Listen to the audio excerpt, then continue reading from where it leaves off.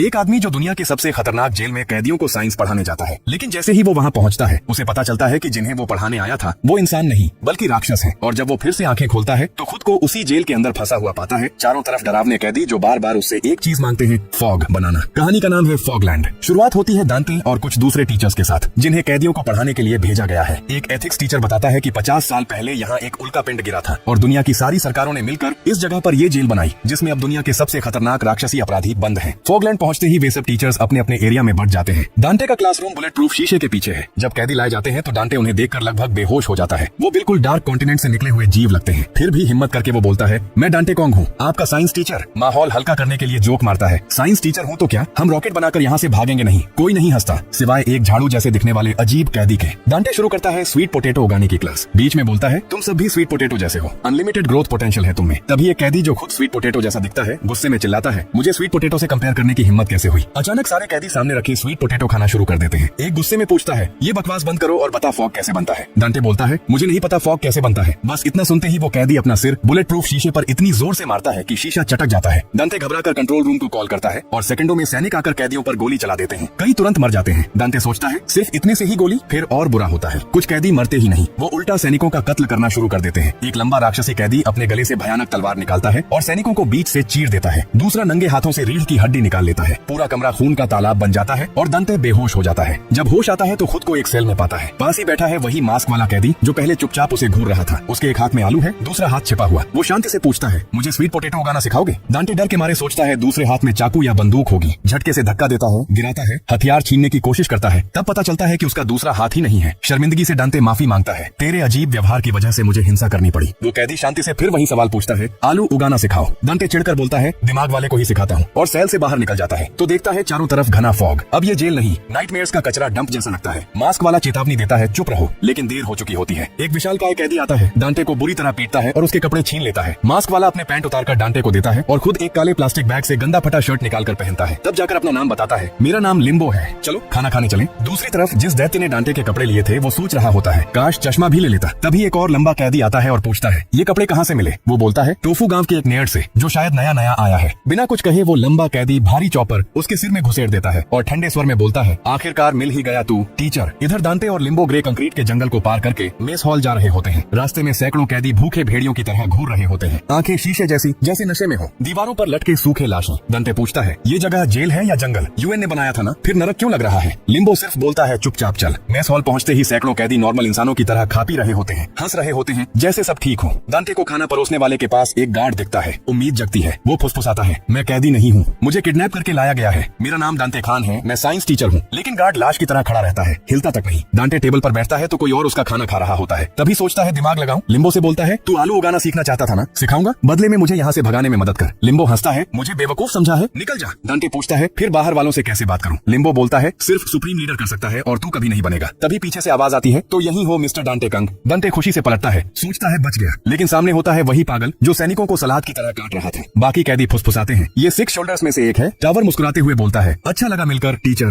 फिर पूछता है, फॉग बना सकता है। जेब से 10 चमकते नीले टुकड़े निकालता है, ये है फॉग, और दांते के मुंह में ठूसने की कोशिश करता है। दांते थूक देता है। जमीन पर गिरे टुकड़े देखते ही सारे कैदी जॉम्बी बनकर उन पर टूट पड़ते हैं। जो खाते हैं वो आनंद में चीखने कराने लगते हैं। बाकी चिल्लाते हैं, थूक दो, और जब नहीं थूकते तो उन्हें जिंदा खा जाते हैं। मरते हुए भी वो मुस्कुराते रहते हैं। टावर बोलता है, देखा टीचर, यही फॉग है, यहाँ फॉग ही भगवान है, तो बना सकता है। दांते धीरे से बोलता है, नहीं बना सकता। टावर का चेहरा काला पड़ जाता है, तू साइंटिस्ट है ना। दांते रोते हुए, मैंने 100 बार कहा मैं साइंटिस्ट नहीं, सिर्फ साइंस टीचर हूँ। टावर गुर्राता है, तो जिंदा रहने लायक नहीं, और अपनी नेक चेन से लंबी तलवार निकालकर मारने को तैयार होता है। दांते मरने को तैयार, लेकिन ठीक उसी पर लिम्बो अपना कांटा टावर की बाह में दे मारता है। हड्डी चटक जाती है। टावर चौंकता है, सोचता है गोली लगी। तभी लिम्बो उस पर कूदता है, बाल पकड़कर गर्दन पीछे मोड़ता है, रीढ़ टूटने की आवाज। टावर गिर पड़ता है। सारे कैदी चिल्लाने लगते हैं, नया शोल्डर पैदा हो गया। उस अफरा तफरी में लिम्बो दांते को पकड़कर भाग निकलता है। दांते अभी भी शौक में था कि वो बच कैसे गया। वो सोचता है, ये बंदा तो बहुत स्ट्रॉन्ग है, और पूछता है, तुमने मुझे क्लास के लिए असाइन क्यों किया था, क्या तुम भी फॉग चाहते थे। लिम्बो पूछता है, क्या तुम सच में फॉग बना सकते हो। दांते घबराते हुए बोलता है, नहीं नहीं सॉरी, मुझे माफ कर दो। लिम्बो बोलता है, अरे मैं तो बस नए कपड़े लेने गया था। लाइन देखी जो पूरी सड़क को ब्लॉक कर रही थी, तो एक बंदे से पूछा, ये लाइन किस लिए है। उसने कहा, कुछ आउटसाइडर आ रहे हैं जो हमें कुछ सिखाएंगे, तुम भी आ जाओ। मुझे तो इंटरेस्ट नहीं था, लेकिन जब उसने कहा नए कपड़े भी मिल रहे हैं तो मैं तुरंत लाइन में घुस गया। दांते फिर पूछता है, तो तुमने मेरी जान क्यों बचाई। लिम्बो जवाब देता है, अरे मैं तो बस अपने कपड़े बचा रहा था, लेकिन तुमने उसमें भी पेशाब कर दिया। हमने एक कैदी से उसका कपड़ा छीना, तुमने पहन लिया ताकि मैं अपना वो पेशाब वाला कपड़ा धो सकूं। दांते पूछता है, इस कपड़े से तेरी कोई याद जुड़ी है क्या। जब नए कपड़े मिल गए तो इस कचरे वाले को फेंक क्यों नहीं दिया। लिम्बो बोलता है, इस जिसमें 132 लिखा है, मतलब ये मेरा है, और जिसे तुम धो रहे हो उसमें भी 132 लिखा है, इसीलिए वो भी मेरा है। डांटे बोलता है तुम्हारा हाथ नहीं है, इसीलिए तुमने कभी अपने कपड़े खुद नहीं धोए ना। फिर डांटे लिम्बो के पहने हुए कपड़े भी उतरवा लेता है ताकि धो सके। धोकर सुखाने के लिए टांग देता है। दोनों कई घंटों से एक कमरे में छिपे हुए थे क्योंकि बाहर शोल्डर्स उन्हें ढूंढ रहे होंगे। लेकिन डांटे का पेट भूख से बज रहा था। वो सोच रहा था मेस में वो घिनौना सूप ही पी लेना चाहिए था। वो लिम्बो का स्वीट पोटैटो खाने की सोचता है, लेकिन लिम्बो उसे पकड़ लेता है और बोलता है ये आलू मेरा है क्योंकि इसमें 182 लिखा है। अगर तुमने मेरे स्वीट पोटैटो को मारा तो मैं तुम्हें मार डालूंगा। डांटे बोलता है तुम्हारा आलू खुद मर जाएगा क्योंकि तुमने उसमें छेद करके 182 लिखा है। अब उसमें बीमारियां ही लग जाएंगी। ये सुनकर लिम्बो डर जाता है और पूछता है इसे जिंदा करने का कोई रास्ता तो होगा। डांटे बताता है हाँ है, हमें इसे सनलाइट दिखाना होगा, लेकिन फॉगलैंड में इतना घना फॉग है कि सूरज की एक किरण भी यहाँ नहीं पहुँचती। कम से कम हमें ऐसी जगह ले जाना होगा जहाँ फॉग थोड़ा कम घना हो। डांटे आलू को मेन गेट की तरफ ले जाने को बोलता है जहाँ फॉग थोड़ा कम है। वहीं दूसरी तरफ टावर के अड्डे पर टावर की टूटी हुई गर्दन ठीक करने के लिए एक टॉप क्लास आर्किटेक्ट बुलाया गया है। वो उसके गले के किनारे बिल्डिंग जैसी स्ट्रक्चर बना रहा है ताकि गर्दन सीधी रहे और ठीक हो जाए। टावर अभी भी हैरान है कि उसकी स्ट्रॉन्ग गर्दन जो मोटी मेटल बार से भी ज्यादा मजबूत थी कोई एक हाथ से कैसे तोड़ सकता है। उसे लगता है कि टीचर ने ही तोड़ी है, इसलिए अब वो बदला लेना चाहता है। तभी वहाँ हाउंड की एंट्री होती है जो खुद भी शोल्डर्स का मेंबर है। हाउंड टावर को ताना मारते हुए बोलता है क्या हुआ, तुम्हारी प्राउड नेक को कैसे तोड़ दिया? और आगे हमने अलायंस बनाया था ना, जिसे भी पहले टीचर की लोकेशन मिलेगी शेयर करनी थी ना। टावर रूडली जवाब देता है ये बकचोदी भरी बातें मत कर, सुप्रीम लीडर तो मैं ही बनूंगा। हाउंड आर्किटेक्ट का हथौड़ा छीन लेता है और टावर से बोलता है जो टैलेंट तुम्हारे पास है उसके हिसाब से तुम्हारे सपने कुछ ज्यादा ही बड़े हैं। ऐसा कहते ही वो हथौड़े से टावर की गर्दन फिर तोड़ देता है। फिर उसके सारे आदमियों को भी मार डालता है और टोफू विलेज की तरफ निकल पड़ता है जहाँ उसे टीचर मिल सकता है। वहीं दूसरी तरफ लिम्बो और डांटे मेन गेट की तरफ जा रहे होते हैं। दोनों के कंधों पर भारी भारी झोले लटके होते हैं। लिम्बो बस इतना बोलता है ये मेरा है। डांटे पूछता है तुमने ये मास्क क्यों पहना है, क्या तुम चोर हो या डाकू? तुम इस फॉगलैंड में किस क्राइम के लिए और कब आए? लिम्बो बहुत अजीब सा जवाब देता है मैं हमेशा से ही यहाँ था। डांटे कुछ समझ नहीं पाता। लिम्बो बोलता है तुम तो टीचर हो ना, इतने सवाल क्यों पूछते हो? डांटे जवाब देता है टीचर्स भी तो इंसान ही होते हैं। लिम्बो बोलता है तुम्हारी आवाज बहुत ज्यादा लाउड है, चुप रहो तुम।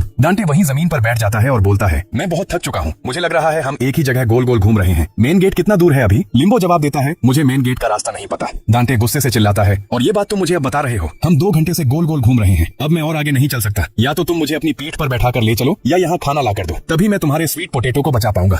लेकिन तभी लिम्बो धड़ाम से जमीन पर गिर जाता है। डांटे उसके पास दौड़कर जाता है तो देखता है कि लिम्बो बेहोश पड़ा है और उसके मुंह नाक से नीला तरल बह रहा है। डांटे डर जाता है और बेतहाशा लिम्बो को उठाने की कोशिश करता है, चिल्लाता है प्लीज मुझे इस खतरनाक जगह पर अकेला छोड़ के मत जाओ। लेकिन लिम्बो नहीं उठता। तभी आसमान से एक आदमी उड़ता हुआ आता है और डांटे के ठीक पीछे सुपर हीरो लैंडिंग करता है। वो डांटे की पलकें अपनी उंगलियों से खोलता है और बोलता है तुम तो नॉर्मल हो ना? वो आगे बोलता है मैंने जोर जोर की आवाजें सुनी थी तो देखने आ गया कि क्या चल रहा है। फिर सीन बदलती है और हम देखते हैं कि डांटे ठूस ठूस की खाना खा रहा होता है। एक लड़की उसे धीरे धीरे खाने को कहती है, साथ में वो उड़ने वाला आदमी भी बैठा होता है। डांटे दोनों को थैंक यू बोलता है और वो आदमी अपना नाम रामबुतन बताता है, लड़की अपना नाम लिची। डांटे भी खुद को इंट्रोड्यूस करता है और इस जेल में लड़की देखकर हैरान हो जाता है। लड़की बोलती है क्या मैं सच में लड़की जैसी दिख रही हूँ? मैंने अपने बाल कटवा लिए थे ताकि लड़की जैसी ना दिखूं। रामबुतान बताता है हम दोनों सेंटर से आए हैं, जितना तुम सेंटर की तरफ जाओगे ब्लॉक्स का कॉन्सेप्ट धीरे धीरे फीका पड़ता जाता है। डांटे पूछता है क्या सेंटर में नॉर्मल लोग रहते हैं? रामबुतन बोलता है नहीं, पर टोफू विलेज लूजर से भरा पड़ा है और यहाँ लोगों को मारने के लिए छोड़ दिया गया है। फिर डांटे से पूछता है तुम नए हो ना, और बताओ तुमने फॉग कंज्यूम किया है क्या? डांटे बोलता है दरअसल मैं कैदी नहीं हूँ, मुझे ये जो बेहोश पड़ा है उसने किडनैप करके यहाँ लाया है ताकि मैं उसके लिए स्वीट पोटैटो उगा सकूं। रामबुतान चौंक कर बोलता है तुम कहीं वो तो नहीं जिसे टीचर किडनैपिंग ऑपरेशन के दौरान उठाया गया था? डांटे पूछता है तुम्हें कैसे पता? रामबुतान हंसते हुए अरे ये तो सबको पता है भाई, उन्होंने बाकी कैदियों को उस इलाके में घुसने तक नहीं दिया था ताकि उनके ऑपरेशन में कोई रुकावट न आए। डांटे बोलता है तो फिर एडमिनिस्ट्रेशन क्या कर रही थी? बस ये सुनते ही दोनों जोर जोर से हंसने लगते हैं कि इसे सिर्फ स्वीट पोटैटो उगाने के लिए किडनैप कर लिया गया, फॉग के लिए नहीं। लेकिन डांटे की आंखों से आंसू निकल रहे थे। रामबुतान पूछता है तो ये तुझे जबरदस्ती अपने साथ घसीट रहा था? डांटे बोलता है नहीं नहीं, ये तो मेरा बॉडीगार्ड बनकर मेरे साथ था, लेकिन अचानक ये बेहोश हो गया, शायद हार्ट अटैक आया होगा। तब लिची बताती है ये लिम्बो है। लिम्बो मतलब फॉग का विथड्रॉवल साइड इफेक्ट है। तुमने टोफू विलेज की गलियों में कैदियों को बुरी हालत में देखा होगा ना, वो सब लिम्बो के शिकार है। अगर किसी को लंबे समय तक फॉग नहीं मिलता तो लिम्बो हो जाता है, और अगर लिम्बो दोबारा रिपीट होता है तो उसका दिमाग पिघलने लगता है। डांटे पूछता है आखिर ये फॉग है क्या? दोनों बताते हैं फॉग एक दिव्य दवा है जो टैलेंट देती है, मतलब तुम्हारे अंदर जो टैलेंट है जो शायद तुम्हें भी पता नहीं, उसे एम्पलीफाई कर देती है, या जिस स्किल पर तुमने सालों मेहनत की है उसे महारत तक पहुंचा देती है। डांटे बोलता है क्या ऐसा पॉसिबल है? वो बोलते हैं पॉसिबल ही नहीं, ये इंसानी लिमिट तोड़ने तक की ताकत देती है। और हमें रंबुटान की एबिलिटी पता चलती है, उसके मॉन्स्टर जैसे मसल्स जो बिल्कुल जायंट हैमर जैसे दिख रहे थे। लेकिन लिची की एबिलिटी अब भी नहीं बताई जाती, बस उसके चेहरे पर एक छोटा सा बम्प उभरा हुआ दिखता है। दोनों बोलते हैं हम इसी एबिलिटी से इस जेल को एस्केप करने वाले हैं। दूसरी तरफ हाउंड और उसके साथी टोफू विलेज पहुंच चुके हैं, लेकिन उन्हें कोई नहीं मिला, पर उन्हें यकीन है कि वो लोग अभी ज्यादा दूर नहीं गए होंगे। और हमें जीरो ब्लॉक के कुछ एनफोर्सर्स के नाम पता चलते हैं जो अभी टोफू विलेज में टीचर को ढूंढ रहे हैं, bone eater, nun face, fuzzy back और ड्रिल हेड। वहीं दूसरी तरफ रंबुटान और लीची अपनी पावर यूज करके जेल एस्केप करने वाले हैं और डांटे को भी ऑफर करते हैं तुम भी हमारे साथ प्रिजन ब्रेक करना चाहोगे? लेकिन डांटे बोलता है मुझे बचाने सैनिक जरूर आए होंगे, अगर मैं क्रिमिनल्स के साथ मिलकर भागने की कोशिश करूंगा तो मुझे सच में कैदी घोषित कर देंगे, या फिर पकड़े गए तो हम तीनों मर जाएंगे। रंबुतान बोलता है ऐसा कुछ नहीं होने वाला, बाहर का कोई भी फॉगलैंड में एंटर नहीं करता क्योंकि वो फॉग एडिक्ट बन जाएगा और बिना फॉग के जिंदा नहीं रह कह पाएगा। डांटे बोलता है मैं तो फॉग कभी कंज्यूम नहीं करूंगा, मैंने सोचा तक नहीं। लेकिन रंबूटान जो बोलता है उसके बाद डांटे सुन हो जाता है। रंबूटान कहता है ये तुम्हारी विल पर है ही नहीं। तुम्हें फॉगलैंड में आए कितने दिन हुए? 2 दिन, 3 दिन। ये जो घना फॉग तुम देख रहे हो ना, ये खुद फॉग के पार्टिकल से भरा हुआ है। अगर तुम्हें टैलेंट चाहिए तो लाखों पार्टिकल चाहिए होंगे, लेकिन यहाँ की हवा ही इतनी है कि तुम्हें फॉग एडिक्ट बना दे। फॉग तुम्हारे फेफड़ों में घुसकर क्रेविंग पैदा करता है और बॉडी और ज्यादा फॉग मांगने लगती है, और अगर नहीं मिला तो आखिरकार लिम्बो हो जाता है। डांटे घबराते हुए पूछता है तो क्या मैं ऑलरेडी फॉग एडिक्ट हो चुका हूँ? रंबूटान बोलता है नहीं, अभी भी थोड़ा चांस है। लिम्बो इसका पहला स्टेज है, अभी शुरू हुआ है। हर किसी का बॉडी टॉलरेंस अलग होता है, लेकिन फिर भी रिलैक्स करने की बात नहीं है। डांटे पूछता है तो तुम लोग ऑलरेडी एडिक्ट हो चुके हो? दोनों बोलते हैं हाँ, यहाँ तक कि हमने आज तक ये भी नहीं सुना कि किसी ने फॉगलैंड को जिंदा एस्केप किया हो सकता है फ्यूचर में इसका कोई रिकवरी पॉसिबल हो जाए या बाहर कोई एंटीडोट बन जाए, लेकिन हमने एक दूसरे से वादा किया है कुछ भी हो जाए हम फॉगलैंड में नहीं मरेंगे। भले लिम्बो हो जाए, भले जिंदगी और एक दूसरे को भूल जाए, हम दोनों क्लियर स्काई में जरूर मिलेंगे। डांटे उनकी डेडिकेशन देखकर समझ जाता है कि वो मजाक नहीं कर रहे। तभी लिम्बो की आंख खुलती है। डांटे उसे देखकर घबरा जाता है। उसे लगता है कि अगर इन दोनों को प्रिजन एस्केप के बारे में पता चला तो ये इन पर अटैक कर देगा, क्योंकि इसका आलू इसके लिए बहुत प्यारा है और वो इसे जिंदा करना चाहता है। लेकिन डांटे आलू पर टाइम वेस्ट नहीं करना चाहता। रंबूटान डांटे से पूछता है तुम इस बंदे से डर रहे हो क्या? ये तो बस एक फॉग ज़ॉम्बी है, और जैसे लिम्बो हो जाता है उसके पास ताकत बिल्कुल शून्य हो जाती है जब तक वो दोबारा फॉग न खा ले। इसे तो तुम भी हरा सकते हो। डांटे ये सुनकर शांत होता है और बोलता है मुझे डर था कि कहीं ये तुम दोनों को नुकसान न पहुंचा दे। रंबूटान अपनी किक लिम्बो की तरफ एम करते हुए बोलता है क्या मैं इसे मार डालूं? डांटे तुरंत बोलता है नहीं नहीं, इसकी जरूरत नहीं। फिर लिम्बो के पास जाता है और बोलता है मैं इस जगह को छोड़कर जा रहा हूँ, अब हमें अपने अपने रास्ते हो जाना चाहिए। तुम समझ रहे हो ना? लिम्बो बस इतना बोलता है स्वीट पोटैटो। डांटे उससे आलू छीन लेता है, एक कप में पानी भरता है, उसमें आलू डाल देता है और बताता है इस तरह से डाल दो, अपने आप बड़ा हो जाएगा, और बेशक इसको सनलाइट भी चाहिए। चलो अब जल्दी अपने प्यारे दोस्त स्वीट पोटैटो को सनलाइट दिखाओ, वरना सूरज डूब जाएगा। लिम्बो बोलता है मुझे रास्ता नहीं पता।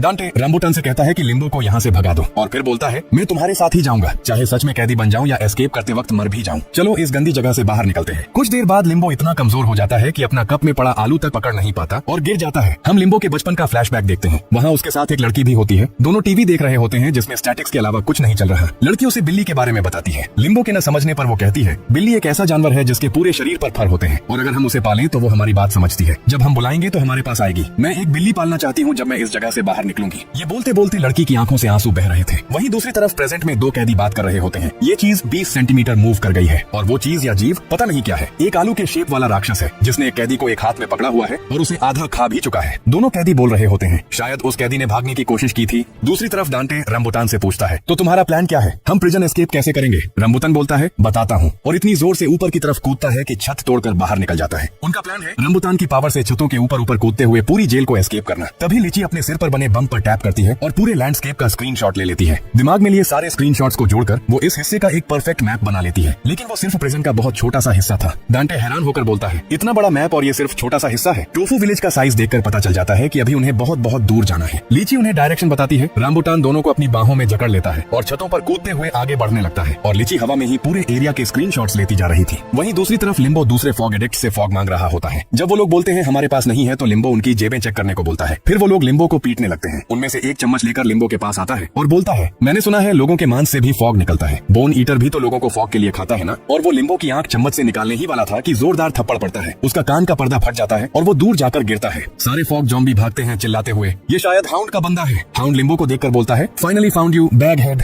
फिर हमें फ्लैशबैक में ले जाया जाता है जब सैनिकों और कैदियों के बीच खून खराबा चल रहा था। हाउंड चुपके से डांटे को उठाकर भाग रहा था। वो सोच रहा था साला टावर मेरे आदमियों को मीट शील्ड की तरह इस्तेमाल कर रहा है, और हाउंड की आंखों में आंसू भी थे। लेकिन प्रेजेंट में लिम्बो ही हाउंड का पीछा कर रहा होता है। हाउंड सोचता है शायद ये ड्रिल हेड की टीम का है। लिम्बो अपने हाथ में आलू पकड़े हाउंड से पूछता है तुम भी स्वीट पोटैटो एनिमल हो क्या? हाउंड कुछ समझ नहीं पाता। लिम्बो फिर पूछता है क्या मैं टीचर से पूछ सकता हूँ? हाउंड अपने आदमियों के मरने के गम में था। तभी लिम्बो उसे टीचर को जगाने को बोलता है। गुस्से में हाउंड टीचर को फेंकता है और फुल स्पीड से लिम्बो के मुंह पर मुक्का मारता है, लेकिन लिम्बो डोज कर देता है और जिस हाथ में आलू पकड़ा था उसी हाथ की 2 उंगलियों से हाउंड की पसलियों में हमला करता है। हाउंड वहीं ढेर हो जाता है। फिर लिम्बो टीचर को लेकर वहाँ से भाग जाता है। यहाँ प्रेजेंट में हाउंड लिम्बो के बाल पकड़े हुए उसे चोर बोलता है और पूछता है टीचर सही सलामत है ना? वहीं दूसरी तरफ रंबूटान और टीचर को ड्रिल हेड से बचाने की कोशिश कर रहा होता है। वो ड्रिल हेड के चेहरे पर जोरदार किक मारता है और उसे दूर फेंक देता है। ड्रिल हेड रंबूटान की ताकत समझ ही नहीं पा रहा था कि साला ये है क्या चीज। रंबूटान उसे रास्ते से हट जाने को बोलता है। टीचर हमारे साथ जाएगा क्योंकि ये हमें पहले मिला है। तभी ड्रिल हेड बैले डांस की पोजीशन में आता है। स्पिन करता हुआ सीधा जमीन में डाइव कर देता है और डांटे के ठीक नीचे की जमीन से निकलता है, लेकिन टाइम पर रंबूटान डांटे को बचा लेता है। फिर भी ड्रिल हेड अपनी ड्रिलिंग स्पीड की वजह से जमीन में कई छेद करके चूहे की तरह बार बार निकल रहा था और छुप जा रहा था। रंबूटान पैरों से उसे कुचलने की कोशिश करता है लेकिन नाकाम रहता है। अचानक ड्रिल हेड रंबूटान के पीछे जमीन से निकलता है और उसके चूतड़ों में अपना ड्रिल हेड घुसेड़ देता है। रंबूटान दूर जाकर गिरता है और बेहोश हो जाता है। ये देखकर लीची चीख पड़ती है और वहाँ मौजूद सबको पता चल जाता है कि लीची असल में लड़की है। सारे कुत्तों की तरह गंदे कैदी उस पर झपट पड़ते हैं। डांटे सोचता है ये सब मेरी वजह से हो रहा है। वो लीची को बचाने के लिए वहाँ पड़े पत्थर उठाता है और गंदों पर अंधाधुंध मारने लग जाता है। है। इसी दौरान एक पत्थर गलती से लीची को भी लग जाता है। वो लीची का हाथ पकड़कर खींचता है और भागने की कोशिश करता है। ड्रिल हेड अब इतनी सुंदर लड़की को भी हाथ से जाने नहीं देना चाहता, लेकिन तभी रंबुटान भी उठ चुका होता है। वो दोनों को बचाने दौड़ता है, लेकिन सिर्फ लीची को ही बचा पाता है। डांटे को ड्रिल हेड पकड़कर जमीन के अंदर घसीट ले जाता है। वहीं दूसरी तरफ हाउंड लिम्बो को अपने अड्डे पर ले आता है। वो पूछता है, क्या तुम पहले स्पेशल फोर्सेज में थे? मैं भी था। फॉगलैंड आने से पहले मैंने कई रियल फाइट्स लड़ी हैं। हाउंड अपने आदमी स्लिक को बोलता है, इससे टीचर की लोकेशन उगलवाओ, चाहे जितने भी गंदे तरीके इस्तेमाल करने पड़े और चाहे जो हो जाए, इसे बिल्कुल फॉग मत देना।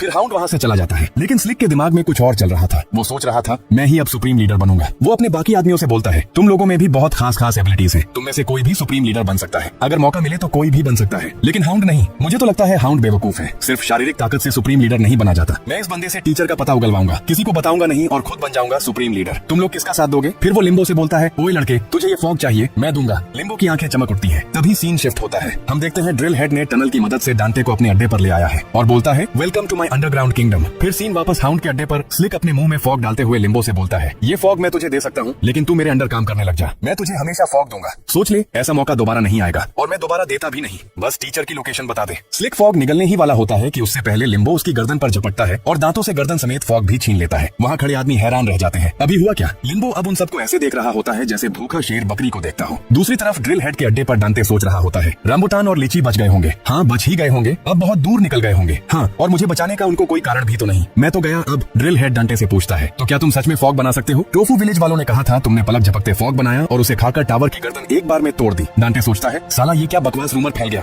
लेकिन फिर भी चेहरे पर मुस्कान लाकर शांत आवाज में बोलता है, हाँ ये सच है, मैंने फट से बहुत बड़ा फॉग बनाया, उसे निगल लिया और टावर पिसा हुआ टावर की तरह मेरे पैरों पर गिर गया। ड्रिल चिल्लाता है, बंद करो ये बुलशिट, सब झूठ है। मैं बाकी शोल्डर्स जैसा बेवकूफ नहीं हूँ, मैं अलग हूँ। मुझे इन सब अंधविश्वास पर यकीन नहीं कि कोई साइंस टीचर फॉग बना सकता है। डांटे बिना डरे कॉन्फिडेंटली बोलता है, अगर फॉग बनाया जा सकता तो फॉग एग्जिस्ट ही न करता। ड्रिल जवाब देता है, नहीं, फॉग बनाया नहीं गया, 50 साल पहले आसमान से गिरा था, भगवान की तरफ से गिफ्ट। लेकिन अब रूमर है कि ज्यादा फॉग बचा नहीं, जजमेंट डे आने वाला है। डांटे बोलता है, तो फॉग लिमिटेड रिसोर्स है। ड्रिल, हाँ, और जो थोड़ा बहुत बचा है उसी के लिए सब एक दूसरे को मार रहे हैं। लेकिन मुझे लगता है फॉग का भी कोई साइकिल होगा। फिर वो अपने आदमियों से एक लाश मंगवाता है जो फॉग खाकर मर गया था। डांटे से पूछता है, क्या इस मरे हुए इंसान के शरीर से फॉग निकाला जा सकता है? क्या हम साइंटिफिकली इसके खून से फॉग सेपरेट कर सकते हैं? क्या 3D मैन्यूअर डिवाइस से या सेंट्रीफ्यूगल फोर्स से? डांटे लाश देखकर घबरा जाता है, लेकिन ड्रिल जारी रखता है, इसने बहुत सारा फॉग खाया था, मतलब इसके खून में फॉग जरूर होगा। डांटे बोलता है, तो तुम लाश को निचोड़ना चाहते हो? ड्रिल दुष्ट मुस्कान के साथ, हाँ, अगर साइंटिफिकली पॉसिबल हो तो। डांटे घबराते हुए बोलता है, क्यों ना हम अपनी नाक फैलाकर लंबी लंबी सांसें लें, यहाँ की हवा में भी तो फॉग ही है ना। ये सुनकर ड्रिल भड़क जाता है, डांटे का गला पकड़ लेता है और चिल्लाता है, ये क्या बकचोदी कर रहे हो?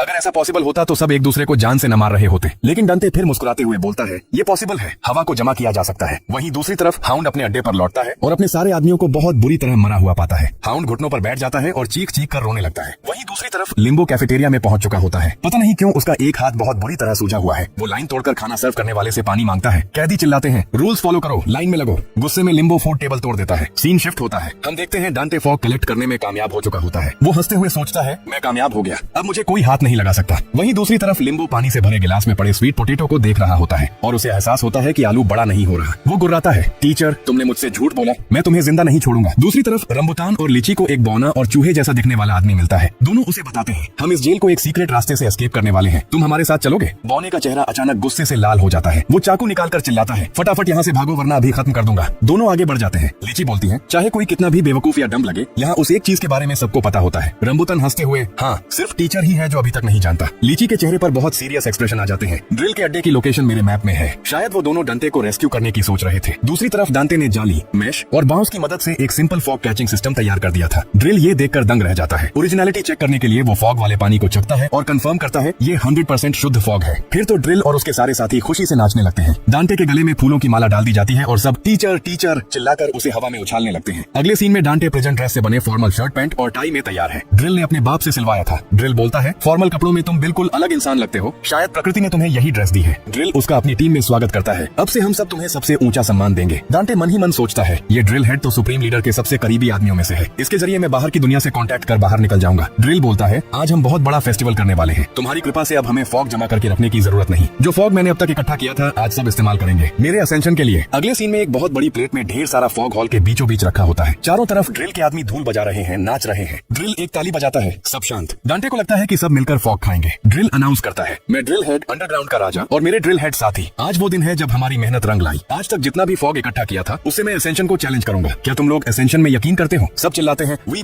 Believe, ascend, ascend. Drill Dante से, अच्छे से देखो टीचर, एक राजा का असली जन्म होने वाला है और फिर भूखे लकड़बग्घे की तरह सारा फॉग अकेला खाना शुरू कर देता है। डांटे सोचता है ये क्या, ये तो अकेला ही सारा फॉग खाने लगा। ड्रिल के सारे आदमी असेंड असेंड चिल्ला रहे होते हैं। ड्रिल बिना रुके बिना सांस लिए सारा फॉग घटकता चला जाता है। हॉल में जितना भी फॉग था सब उसके पेट में। एक आदमी डरते हुए पूछता है तुम ठीक तो हो? ड्रिल का पेट फूलकर गुब्बारा बन चुका था। वो हंसते हुए बोला लगता है आज मेरा दिन नहीं, इतना फॉग खा लिया फिर भी कुछ बदलाव नहीं हुआ। उसका आदमी तुरंत कोई बात नहीं बॉस, अब तो फॉग की कमी ही नहीं रही, किसी और दिन ट्राई करेंगे। लेकिन तभी कोई चिल्लाता है देखो ड्रिल हेड पहले से बहुत लंबा हो गया है। सच में ड्रिल का कद 2 गुना हो चुका था। सब फिर पागलों की तरह चीखने लगते हैं एसेंशन एसेंशन। कोई पूछता है बॉस कैसा फील हो रहा है, कोई नया टैलेंट फील हो रहा है? ड्रिल आंखें बंद करके बोलता है मैं पूरा यूनिवर्स फील कर रहा हूँ, वो जगह देख पा रहा हूँ जहाँ से फॉग आया था। हम सब एक नीले फीके नर्क में जी रहे हैं। और ठीक अगले सेकंड बूम, ड्रिल हेड फट जाता है। उसका मांस, खून और नीला फॉग पूरे हॉल में उड़ जाता है। सब चीखते हैं it's fall boss, finally fall. डांटे का पूरा शरीर फॉग के छींटों से लथपथ हो चुका था। वो समझ ही नहीं पा रहा कि अभी क्या हुआ। फिर जो बचे थे वो ड्रिल के फटे हुए शरीर से फॉग और मांस इकट्ठा करके खाने लगते हैं। जो खाता है वो भी 10 सेकंड में फट जाता है। यही था द ग्रेट फॉग फेस्टिवल। एक आदमी चीखता है अगर ऐसे ही खाते रहे तो हम में से कोई नहीं बचेगा। वो डांटे की तरफ देखकर रोने लगता है टीचर प्लीज सबको रोक दो, अब तुम्हें ही लीडर बनना होगा वरना हम सब मर जाएंगे। लेकिन अगले ही पल बचे हुए सारे आदमी डंटे के पीछे पड़ जाते हैं उसे पकड़ने को। डांटे अभी भी समझ नहीं पा रहा कि ये हकीकत है या कोई बुरा सपना। फिर एक आदमी जिसका चेहरा पूरी तरह गोल और खाली था डांटे को डांटते हुए बोला मैंने तुम्हें पहले ही चेतावनी दी थी। डांटे गिड़गिड़ाता है क्यों, प्लीज मुझे इस जगह से निकालो। लेकिन वह आदमी जवाब देता है अब कुछ फर्क नहीं पड़ता। वैसे तो यह गोल चेहरा वाला आदमी डांटे का बड़ा भाई है, लेकिन डांटे को अपने भाई के असली चेहरे का कोई अंदाजा नहीं है। बचपन से ही डांटे को एक बीमारी है जिसे सिलेक्टिव प्रोसोपैग्नोसिया कहते हैं। सिलेक्टिव प्रोसोपैग्नोसिया एक विकार है जिसमें व्यक्ति चेहरे पहचानने में असमर्थ हो जाता है लेकिन वस्तुओं को बिल्कुल ठीक पहचान सकता है। यह हल्का या गंभीर हो सकता है। कुछ लोग अजनबियों के चेहरे नहीं पहचान पाते तो कुछ अपने करीबी परिवार वालों या अपनी ही शक्ल तक नहीं पहचान पाते। उन्हें लोगों को आवाज, चलने के अंदाज, बालों की स्टाइल, कपड़ों आदि से पहचानना पड़ता है। इस बीमारी की वजह से डांटे हमेशा अपने भाई को किसी अजीब प्राणी की तरह देखता था। इसलिए खुद के लिए आसान बनाने के लिए उसने अपने भाई को बस एक सादे गोल के रूप में कल्पना कर लिया था। अचानक डांटे की आंखें खुल जाती हैं। उसका बुरा सपना टूट जाता है और वह खुद को लीची और रामबुटान के बगल में लेटा हुआ पाता है। उन्होंने उसे बचाया था। दोनों बताते हैं कि उन्हें वह बेहोश अवस्था में सीवर में मिला था। डांटे हैरान है कि वे उसे बचाने आए। लीची कहता है हमने वादा किया था ना कि जेल से साथ साथ भागेंगे। डांटे माफी मांगता है सॉरी मैंने तुम्हें रोका लेकिन अब तुरंत भाग चले। लीची जवाब देता है रामबुटान पूरी तरह थक चुका है, हम पहले ही काफी दूर आ चुके हैं। देखो हम जेल के सामने वाली दीवार के ठीक पास हैं और हमें एक ऐसी जगह भी मिल गई जहाँ कोई गार्ड टावर नहीं है। उन्होंने अलाव जला रखा है। रामबुटान पूछता है तो ड्रिल मर गया? डांटे सिर हिलाता है हाँ मर गया। वहाँ पीछे सब पागल हो गए थे और बहुत ज्यादा फॉग खाने के बाद फटकर मर गए। रामबुटान समझाता है इसे फॉलिंग कहते हैं, फॉग की ओवरडोज से मौत। जैसा हमने तुम्हें बताया था जितना ज्यादा फॉग खाओगे उतने मजबूत बनोगे, लेकिन एक सीमा होती है। किसी को ठीक ठीक नहीं पता कि वह सीमा कहाँ है। अगर उसे पार कर गए तो शरीर फट जाता है। सब बस किसी के फॉल करने का इंतजार करते हैं। तीसरा कोई नतीजा नहीं होता। फॉल मतलब मौत। एसेंशन एक सीमा को तोड़कर आगे बढ़ना और दूसरी टैलेंट हासिल करना। एसेंशन के बाद लोग उस व्यक्ति के पीछे चल पड़ते हैं और उसकी पूजा करने लगते हैं। एसेंशन बहुत दुर्लभ होता है, आमतौर पर लोग फॉल ही करते हैं। डांटे पूछता है लोग दूसरी टैलेंट के लिए इतना बड़ा रिस्क लेते हैं? रामबुटान जवाब देता है यह तो बस एक किंवदंती जैसा है। कहते हैं एक दिन ऐसा व्यक्ति आएगा जिसके पास अनंत टैलेंट्स होंगी, जो इस दुनिया के हर नियम को तोड़ेगा और हमें सबको आजाद कर देगा। वही व्यक्ति हमारा भगवान बनेगा। हम उसे सुप्रीम लीडर कहते हैं। सीन लिम्बो की तरफ शिफ्ट होता है। उसकी आंखें बंद हैं, लेकिन वह अपने आसपास की हर चीज महसूस कर सकता है। रेंगते कीड़ों की आवाज, भूखे कैदियों के पेट की गुर्राहट, उड़ते पक्षी, लड़ते कैदी, वह डांटे के चश्मे की हल्की सी क्लिक की आवाज भी सुन रहा है। अब लिम्बो को ठीक ठीक पता है कि डांटे कहाँ है। शायद उसने अपनी टैलेंट जगा ली है। मेरा अनुमान है कि उसकी टैलेंट बिल्लियों जैसी है, यानी ऊंचाई से गिरने पर भी सुरक्षित रहना या अंधेरे में देखना वगैरह। लेकिन यह सिर्फ मेरा अंदाजा है। अब कहानी आगे बढ़ाते हैं। इस बीच ड्रिल हेड के बेस के अंदर कुछ लोग पूरे प्लेग डॉक्टर मास्क और प्रोटेक्टिव सूट पहने ड्रिल का मांस और फॉग इकट्ठा कर रहे हैं। थैले मास्क वाली बोलती है यहाँ हर रोज कोई न कोई बर्बाद होता है। फॉग इकट्ठा करते हुए एक लाल बालों वाला आदमी उसे एक पैकेट थमाता है और कहता है अरे टूरिस्ट ये रखो, हाई क्वालिटी फॉग। लाल बालों वाला बोलता है वह आदमी मिला। थैले मास्क वाली बोलती है कौन? वह एक बाजू वाला, कोई जानता है शायद। लाल बालों वाला बोलता है पूरे 1 साल हो गए और तुम्हें बस इतना पता है। थैले मास्क वाली बोलती है देखो ये काम अब मेरे लिए फायदेमंद नहीं रहा। आखिरकार यह तो फॉगलैंड ऑपरेशंस ब्यूरो का ऑन ऑर्डर है ना। लाल बालों वाला चिढ़कर बोलता है बकवास बंद करो। थैले मास्क वाली बोलती है इस साल दाम बढ़ गए हैं, क्या तुम ज्यादा पैसे दे सकते हो? लाल बालों वाला बोलता है अगर तुम उसे मेरे पास लाओगे तो जितना मांगोगे उतना दूंगा। लाल बालों वाले की आंखें चमक रही हैं। वह शायद खुद भी फॉग यूजर है। दूसरी तरफ सुबह हो चुकी है। डांटे, लीची और रामबुटान जेल से भागने के लिए पूरी तरह तैयार है। डांटे दीवार पर खून के धब्बे देखता है। जब वह रामबुटान से इसके बारे में पूछता है तो रामबुटान कहता है मुझे भी नहीं पता, रात में कोई आवाज नहीं आई थी। किसी कारण से डांटे का दिल बेचैनी से धड़कने लगता है। फिर भी डांटे पूछता है क्या मैं किसी तरह तुम्हारी मदद कर सकता हूँ? रामबुटान हाँ कहता है और उसे एक थैला थमा देता है। बोला इसे बहुत संभाल कर रखना। फिर वह पूछता है क्या तुम भगवान में विश्वास करते हो? डांटे जवाब देता है हाँ। रामबुटान पूछता है क्या तुम कोई प्रार्थना सुना सकते हो? डांटे कहता है हाँ सुना सकता हूँ, लेकिन मुझे सिर्फ हमारे पिता वाली प्रार्थना आती है। रामबुटान मुस्कुराता है और कहता है हाँ वही बिल्कुल ठीक रहेगी। अब चलो यहाँ से निकलते हैं। वह डांटे और लीची दोनों को अपनी बाहों में खींच कर पास लाता है। लीची कहता है मास्टर डांटे प्रार्थना शुरू करो। डांटे प्रार्थना सुनाने लगता है। जैसे ही रामबुटान दीवार के ऊपर छलांग लगाने के लिए पूरी ताकत इकट्ठा करता है, अचानक एक जोरदार मुक्का सीधा रामबुटान के चेहरे पर लगता है। यह मुक्का लिम्बो का था। तीनों जमीन पर गिर पड़ते हैं और रामबुटान की नाक से खून बहने लगता है। लिम्बो की नीली नीली चमकती आंखें उन्हें भूखे शेर की तरह घूर रही हैं। डांटे उससे पूछता है, तुम यहाँ कैसे पहुँचे? लिम्बो चिल्लाता है, तुमने मुझसे झूठ बोला। वह डांटे पर मुक्का मारने के लिए आगे बढ़ता है। डांटे मुश्किल से बचता है और जान बचाकर भागने की कोशिश करता है, लेकिन अचानक रामबुटान लीची और डांटे को पकड़ता है और पूरी रफ्तार से दौड़ने लगता है। मगर लिम्बो उससे कहीं ज्यादा तेज है। वह बिना मेहनत के उनके पास पहुंच जाता है। रामबुटान समझ नहीं पाता कि यह लड़का अचानक इतना ताकतवर और तेज कैसे हो गया। क्या इसकी कोई दौड़ने वाली टैलेंट है? लिम्बो टीचर को चिल्लाकर कहता है, रुको वरना तुम्हारी टांगे तोड़ दूंगा, और फिर हमला करता है जिससे तीनों एक बार फिर गिर पड़ते हैं। अब लिम्बो ठीक डांटे के सामने खड़ा है। डांटे पूछता है, मैंने तुमसे किस बारे में झूठ बोला? बता। मैंने तुम्हें बताया था ना कि आलू कैसे उगते हैं। लिम्बो गुस्से में कहता है, मैंने ठीक वही किया जो तुमने कहा था। मैंने आलू को पानी दिया, धूप दी और फिर भी कुछ नहीं हुआ। डांटे जवाब देता है, क्या तुम पागल हो? अभी तो सिर्फ एक दिन हुआ है, इतनी जल्दी कैसे उग सकता है? लिम्बो पूछता है, तुम्हें अपना समय बर्बाद कर रहा था? डांटे कहता है, नहीं बिल्कुल नहीं, हर चीज को उगने में समय लगता है। यह बात स्पष्ट नहीं है क्या? बेवकूफ, कम से कम एक हफ्ता तो इंतजार करो, तब पता चलेगा कि उगेगा या नहीं। लिम्बो थोड़ा शांत हो जाता है। ओह अब समझ आया, लेकिन तुम लोग कहाँ जा रहे हो? डांटे जवाब देता है, मैंने तुम्हें बताया था ना, मैं इस नरक से बाहर निकल रहा हूँ और अब तुम्हें मेरी जरूरत भी नहीं है। लिम्बो रामबुटान और लीची को देखता है और कहता है, तो ये सब इन दोनों की वजह से हुआ? डांटे जल्दी से लिम्बो से कहता है कि उन्हें नुकसान मत पहुंचाना और बस चला जाए, लेकिन लिम्बो ठंडे स्वर में जवाब देता है, क्या तुम मरना चाहते हो? तुमने मुझसे कहा था कि तुम जीना चाहते हो, याद है? और अब तुम इनके लिए मरने को तैयार हो। रामबुटान गुस्से में उसे चुप रहने को कहता है, फिर एक दुष्ट मुस्कान देता है और बोला, बस यहाँ से गायब हो जा। वह डांटे की तरफ मुड़ता है और कहता है, डांटे हमारे साथ चलो। डांटे को बहुत बेचैनी महसूस हो रही है और वह उनके साथ जाने में हिचकिचाता है। रामबुटान डांटे का हाथ पकड़ता है और कहता है, तुम इस पागल की बात सुन रहे हो? इसका दिमाग तो सच में पिघल रहा है, इसकी मत सुनो। पीछे से लीची रामबुटान के कान में फुसफुसाता है, टीचर को पकड़ो और तेज भागो। लिम्बो के ठीक सामने रामबुटान जबरदस्ती डांटे को खींचता है और दौड़ने लगता है, चिल्लाते हुए, मास्टर डांटे प्रार्थना और तेज बोलो। रामबुटान फिर पूरी ताकत से दीवार के ऊपर छलांग लगाता है। डांटे की अंतरात्मा चीख रही है कि कुछ बहुत बुरा होने वाला है। उसके दिमाग में फ्लैशबैक दौड़ रहे हैं। रामबुटान ने बिना किसी कारण के उसकी रक्षा कैसे की? लिम्बो को उसके लिए मारने तक तैयार था। वह मन ही मन सोचता है, मुझे तो ये लोग अच्छे लगते हैं, इन्होंने मेरा इतना ख्याल रखा है, हमने साथ में इस जेल से भागने का वादा किया था। अचानक हवा में ही रामबुटान डांटे को खुद से दूर धकेलता है और उसे जोर से लात मारता है। रामबुटान और लीची उल्टी दिशा में भागकर निकल जाते हैं। वह थैला जो रामबुटान ने डांटे को दिया था गिरता है और फट जाता है। उसमें से फॉग निकलकर चारों तरफ फैलने लगता है। इधर आलू का राक्षस ढूंढ रहे दो अन्य कैदी देखते हैं कि वह अपनी जगह से गायब है। वे कहते हैं, लगता है फिर कोई जेल से भागने की कोशिश कर रहा है। और यहाँ हम देखते हैं कि आलू का राक्षस डांटे तक पहुँच चुका है। वह सीधा राक्षस के मुंह में गिरने वाला है। कुछ दिन पहले का एक सीन दिखाया जाता है जहाँ लीची और रामबुटान ठीक उसी आलू के राक्षस के सामने खड़े हैं। लीची पूरे इलाके का पूरा नक्शा बना रहा है। रामबुटान राक्षस को छू रहा है। लीची उसे मना करता है। हमें बताया जाता है कि राक्षस का नाम गारगोयल है। रामबुटान कहता है, यह तो बस एक मूर्ति जैसा लगता है, यह तब तक हिलता भी नहीं जब तक कोई भागने की कोशिश न करे। रामबुटान आलू के राक्षस को लात मारता है और कहता है, तो यह सच में जिंदा है। मुझे विश्वास नहीं होता कि ऐसी घटिया चीज हमें भागने से रोक सकती है। लीची कहता है, लोग कहते हैं कि यह फॉग के साथ आया था, कुछ कहते हैं कि शरीर पर लगा फॉग जो हम सांस में लेते हैं, सब कुछ। वे नहीं चाहते कि वह फॉग गायब हो जाए, इसलिए लोग इसे बाहर ले जाने से रोकते हैं। रामबुटान पूछता है, क्या तुम्हें लगता है कि यह सोच सकता है? लीची जवाब देता है, ऐसा लगता है कि यह सोच सकता है, यह फॉग को महसूस कर सकता है। इसे तुरंत पता चल जाता है कि कौन भागने की सोच रहा है। जब तक गारगोयल यहाँ है, हम इस जगह से कभी निकल नहीं पाएंगे। जितना मैं बाहर की दुनिया और धूप का सपना देखता हूँ, उतनी ही निराशा मेरे अंदर बढ़ती जाती है। रामबुटान लीची का हाथ पकड़ता है और कहता है, नहीं, मैं ऐसा नहीं होने दूंगा। हमारे लिए कोई न कोई रास्ता जरूर होगा। मैंने तुमसे वादा किया था कि मैं तुम्हें इस जगह से निकालूंगा। मुझ पर भरोसा रखो, तुम्हारे लिए मैं कुछ भी कर सकता हूँ। कट टू वर्तमान। रामबुटान दीवार के ऊपर से बाहर की तरफ छलांग लगा देता है। ठीक उसी पल आलू का राक्षस डांटे को खा जाता है। हंसते हुए रामबुटान कहता है, काम कर गया। उसके थैले में फॉग और वो बेवकूफी भरी प्रार्थनाएं। गारगोयल को लगता है कि फॉग लेकर डांटे ही भागा है। ऐसा कहते हुए रामबुटान दीवार से नीचे कूदता है, जमीन पर उतरता है और सामने की धूप को देखता है। वह कहता है, हम कर दिखाया, अब हम आजाद है ना लीची? लेकिन लीची की आवाज नहीं आती। जब वह कंधे की तरफ देखता है तो देखता है कि लीची का सिर पूरी तरह गायब है। वह सिर्फ लीची का बिना सिर वाला शरीर कंधे पर लटकाए हुए है और आलू का राक्षस उसका सिर चबा रहा है, एक टांग पर खड़ा हुआ। रामबुटान बस अपनी मोहब्बत को च्यूइंग गम की तरह चबाते हुए देखता रहता है। गुस्से में वह लीची का शरीर फेंक देता है और राक्षस पर हमला करने के लिए दौड़ता है, लेकिन उसकी लात लगने से पहले ही आलू का राक्षस अपने मुंह में नीली एनर्जी बॉल तैयार करता है और सीधे रामबुटान की टांगों पर एनर्जी बीम अटैक छोड़ता है। रामबुटान बस चीखता रह जाता है। अब आलू का राक्षस वापस जेल के अंदर चल पड़ता है। उसके सामने लिम्बो खड़ा है। लिम्बो अपनी सूजी हुई मुट्ठी कसता है, राक्षस की तरफ दौड़ता है और अपनी सूजी हुई बाजू से लूफी के एलिफेंट गन की तरह राक्षस के बंद मुंह पर इतना जोरदार मुक्का मारता है कि मुंह फट जाता है। राक्षस नीली एनर्जी बीम छोड़ता है, लेकिन लिम्बो बच जाता है। हमले से उसके गाल पर सिर्फ एक कट लगता है। इसके बाद लिम्बो मुंह पर मुक्के मारता रहता है जब तक कि वह पूरी तरह टूट न जाए। जब आलू के राक्षस का मुंह टूटता है तो हम देखते हैं कि टीचर अभी भी मुंह के अंदर जिंदा है, बुरी तरह डरा हुआ। वह लिम्बो को देखकर कहता है, प्लीज मेरी मदद करो, मैं गलत था, प्लीज। लिम्बो अपनी सूजी हुई हाथ से डांटे को पकड़ता है, राक्षस के मुंह से बाहर खींचता है और जमीन पर फेंक देता है। डांटे लिम्बो की टांग पकड़ लेता है और कहता है, मुझे लगा मैं मर जाऊंगा, मुझे लगा तुम भी मुझे मारने आए हो, तुम इतने डरावने क्यों व्यवहार कर रहे हो? लिम्बो उसे आंखें खोलने को कहता है और बोलता है, कहो, मैं अब कहीं नहीं जाऊंगा। इस समय तक राक्षस दोनों के बहुत करीब आ चुका है, जिसे देखकर डांटे चीखने लगता है। वह चिल्लाता है, 182 तेज भागो, राक्षस आ गया। लिम्बो डांटे को लात मारता है और कहता है, उसे कहो मैं दोबारा नहीं छोड़कर जाऊंगा। मैंने तुम्हें कई बार कहा था, इस जगह से बाहर निकलने का कोई रास्ता नहीं है। मैं झूठ नहीं बोल रहा,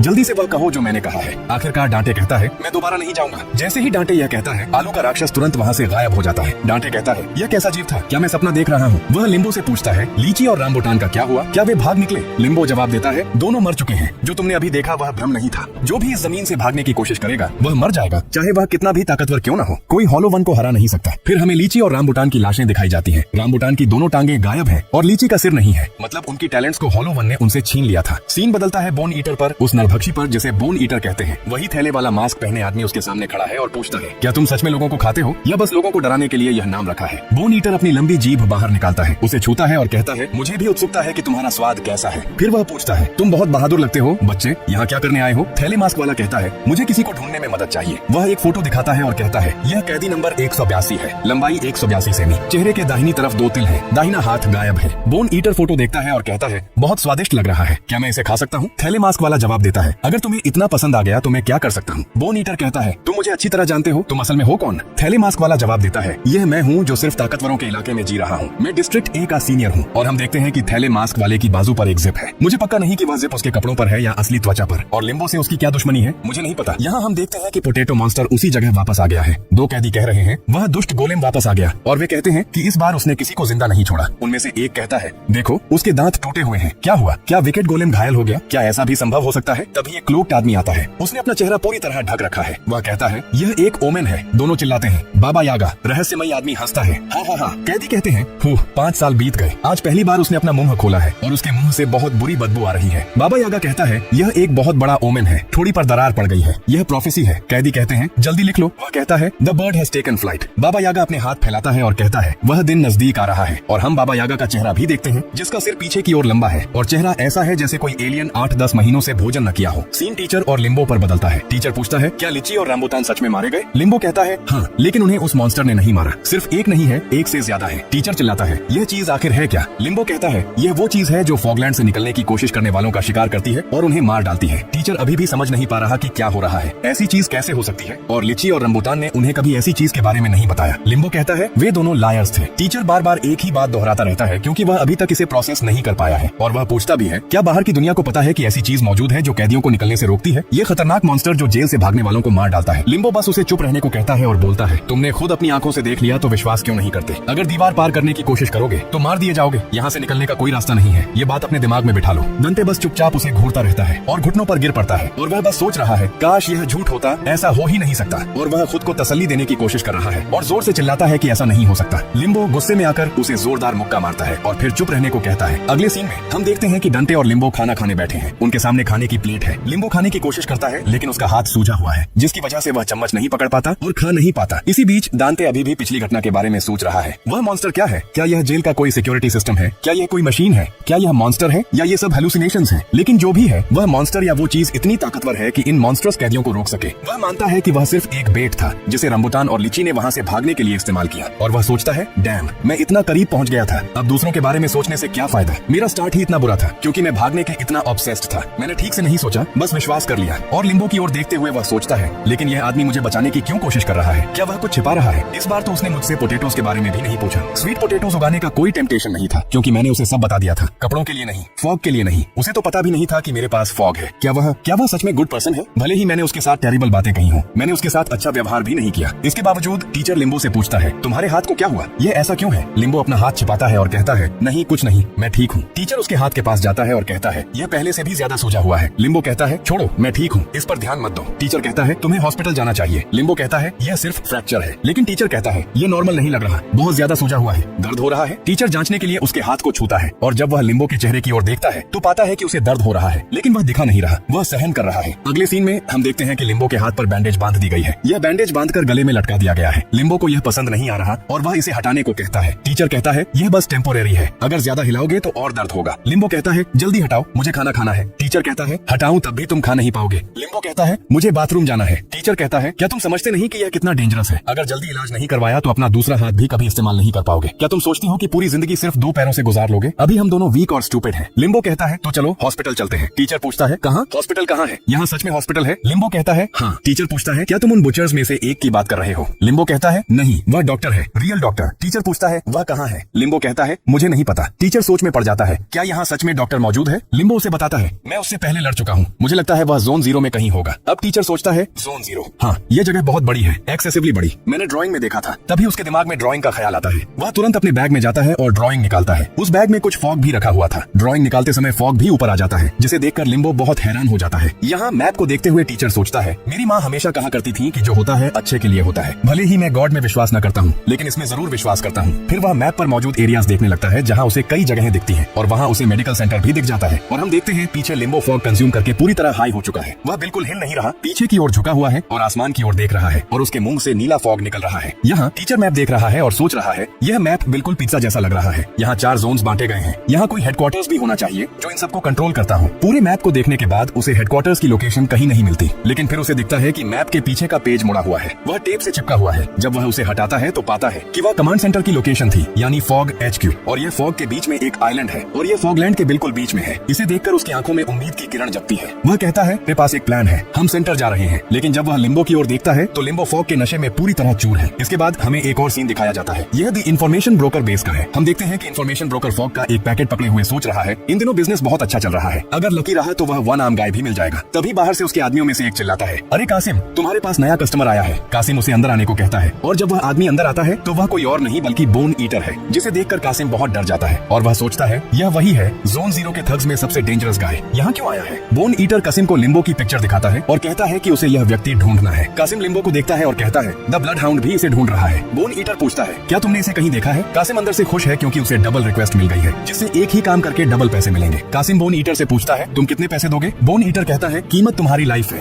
मुझे लगता है यह काफी है। कासिम कहता है, तुम बहुत बोरिंग हो, तुम जानते हो कि इस दुनिया में इन्फॉर्मर पर अटैक करना रूल्स के अगेंस्ट है। तभी बोन ईटर अपने हाथों से उसका कान फाड़ देता है और खा जाता है। बोन ईटर को उसके कान का स्वाद पसंद आता है और वह कहता है, अगर तुमने जल्दी मेरा काम नहीं किया तो तुम्हारे ऑर्गन्स के फ्लेवर की क्रेविंग और बढ़ जाएगी। दूसरी ओर डांटे नक्शे की गहराई से जांच कर रहा है। वह फॉग HQ ढूंढ निकालता है, लेकिन ध्यान देता है कि HQ के आसपास का इलाका बिल्कुल भी नहीं बनाया गया है। डांटे अपने मन में सोचता है, यहाँ तक तो लीची भी नहीं पहुँच सकी होंगी। नक्शे को देखते हुए वह एक जगह देखता है जो नीली पेन से मार्क की गई है, विमेन्स विंग। फिर हम देखते हैं कि डांटे के पीछे एक लिम्बो बेहोश पड़ा हुआ है, जिसके मुंह से नीला फॉग निकल रहा है। अचानक डांटे को लारा की याद आती है। लारा भी एक साइंस टीचर थी जो उसके साथ इस जेल में लाई गई थी ताकि वह कैदियों को साइंस पढ़ा सके। वह सोचता है कि क्या लारा को भी किडनैप किया गया है, लेकिन फिर विचार खारिज कर देता है, सोचते हुए, नहीं, ऐसा नहीं हो सकता, सिर्फ मेरी बदकिस्मती है कि मैं यहाँ फंस गया। एक दूसरे सीन में किसी के केक को थप्पड़ मारा जा रहा है और आवाजें आ रही हैं कि इसे और जोर से हिलाओ। यह केक किसी और का नहीं बल्कि लारा का है। वह विमेन्स विंग में फंसी हुई है और उसके चेहरे पर हार्ले क्विन स्टाइल मेकअप लगा हुआ है। पीछे महिला कैदी चिल्ला रही है, हिलाओ और जोर से हिलाओ। लारा के पास उन्हें मानने के सिवा कोई चारा नहीं है। फिर कहानी लारा के नजरिए से बदल जाती है। वह बताती है, मुझे जिस जगह भेजा गया था वह विमेन्स विंग थी। मेरा रास्ता बाकी टीचर्स से पूरी तरह अलग था। मुझे दूसरी तरफ जाना पड़ता था। उसे एक लंबा एजेंट गाइड कर रहा था। उसने एजेंट से पूछा कि उसका क्लासरूम कैसा है, लेकिन एजेंट ने बस कहा कि कार में बैठो। जब उसने पूछा कि क्लासरूम दूर है क्या, तो एजेंट ने सिर्फ कहा, कार में बैठो किड। जैसे ही उसने उसे किड कहा, उसे कुछ गलत लगा। एजेंट ने फिर पूछा, तुम साइंस टीचर हो ना। और लारा ने पुष्टि की, हाँ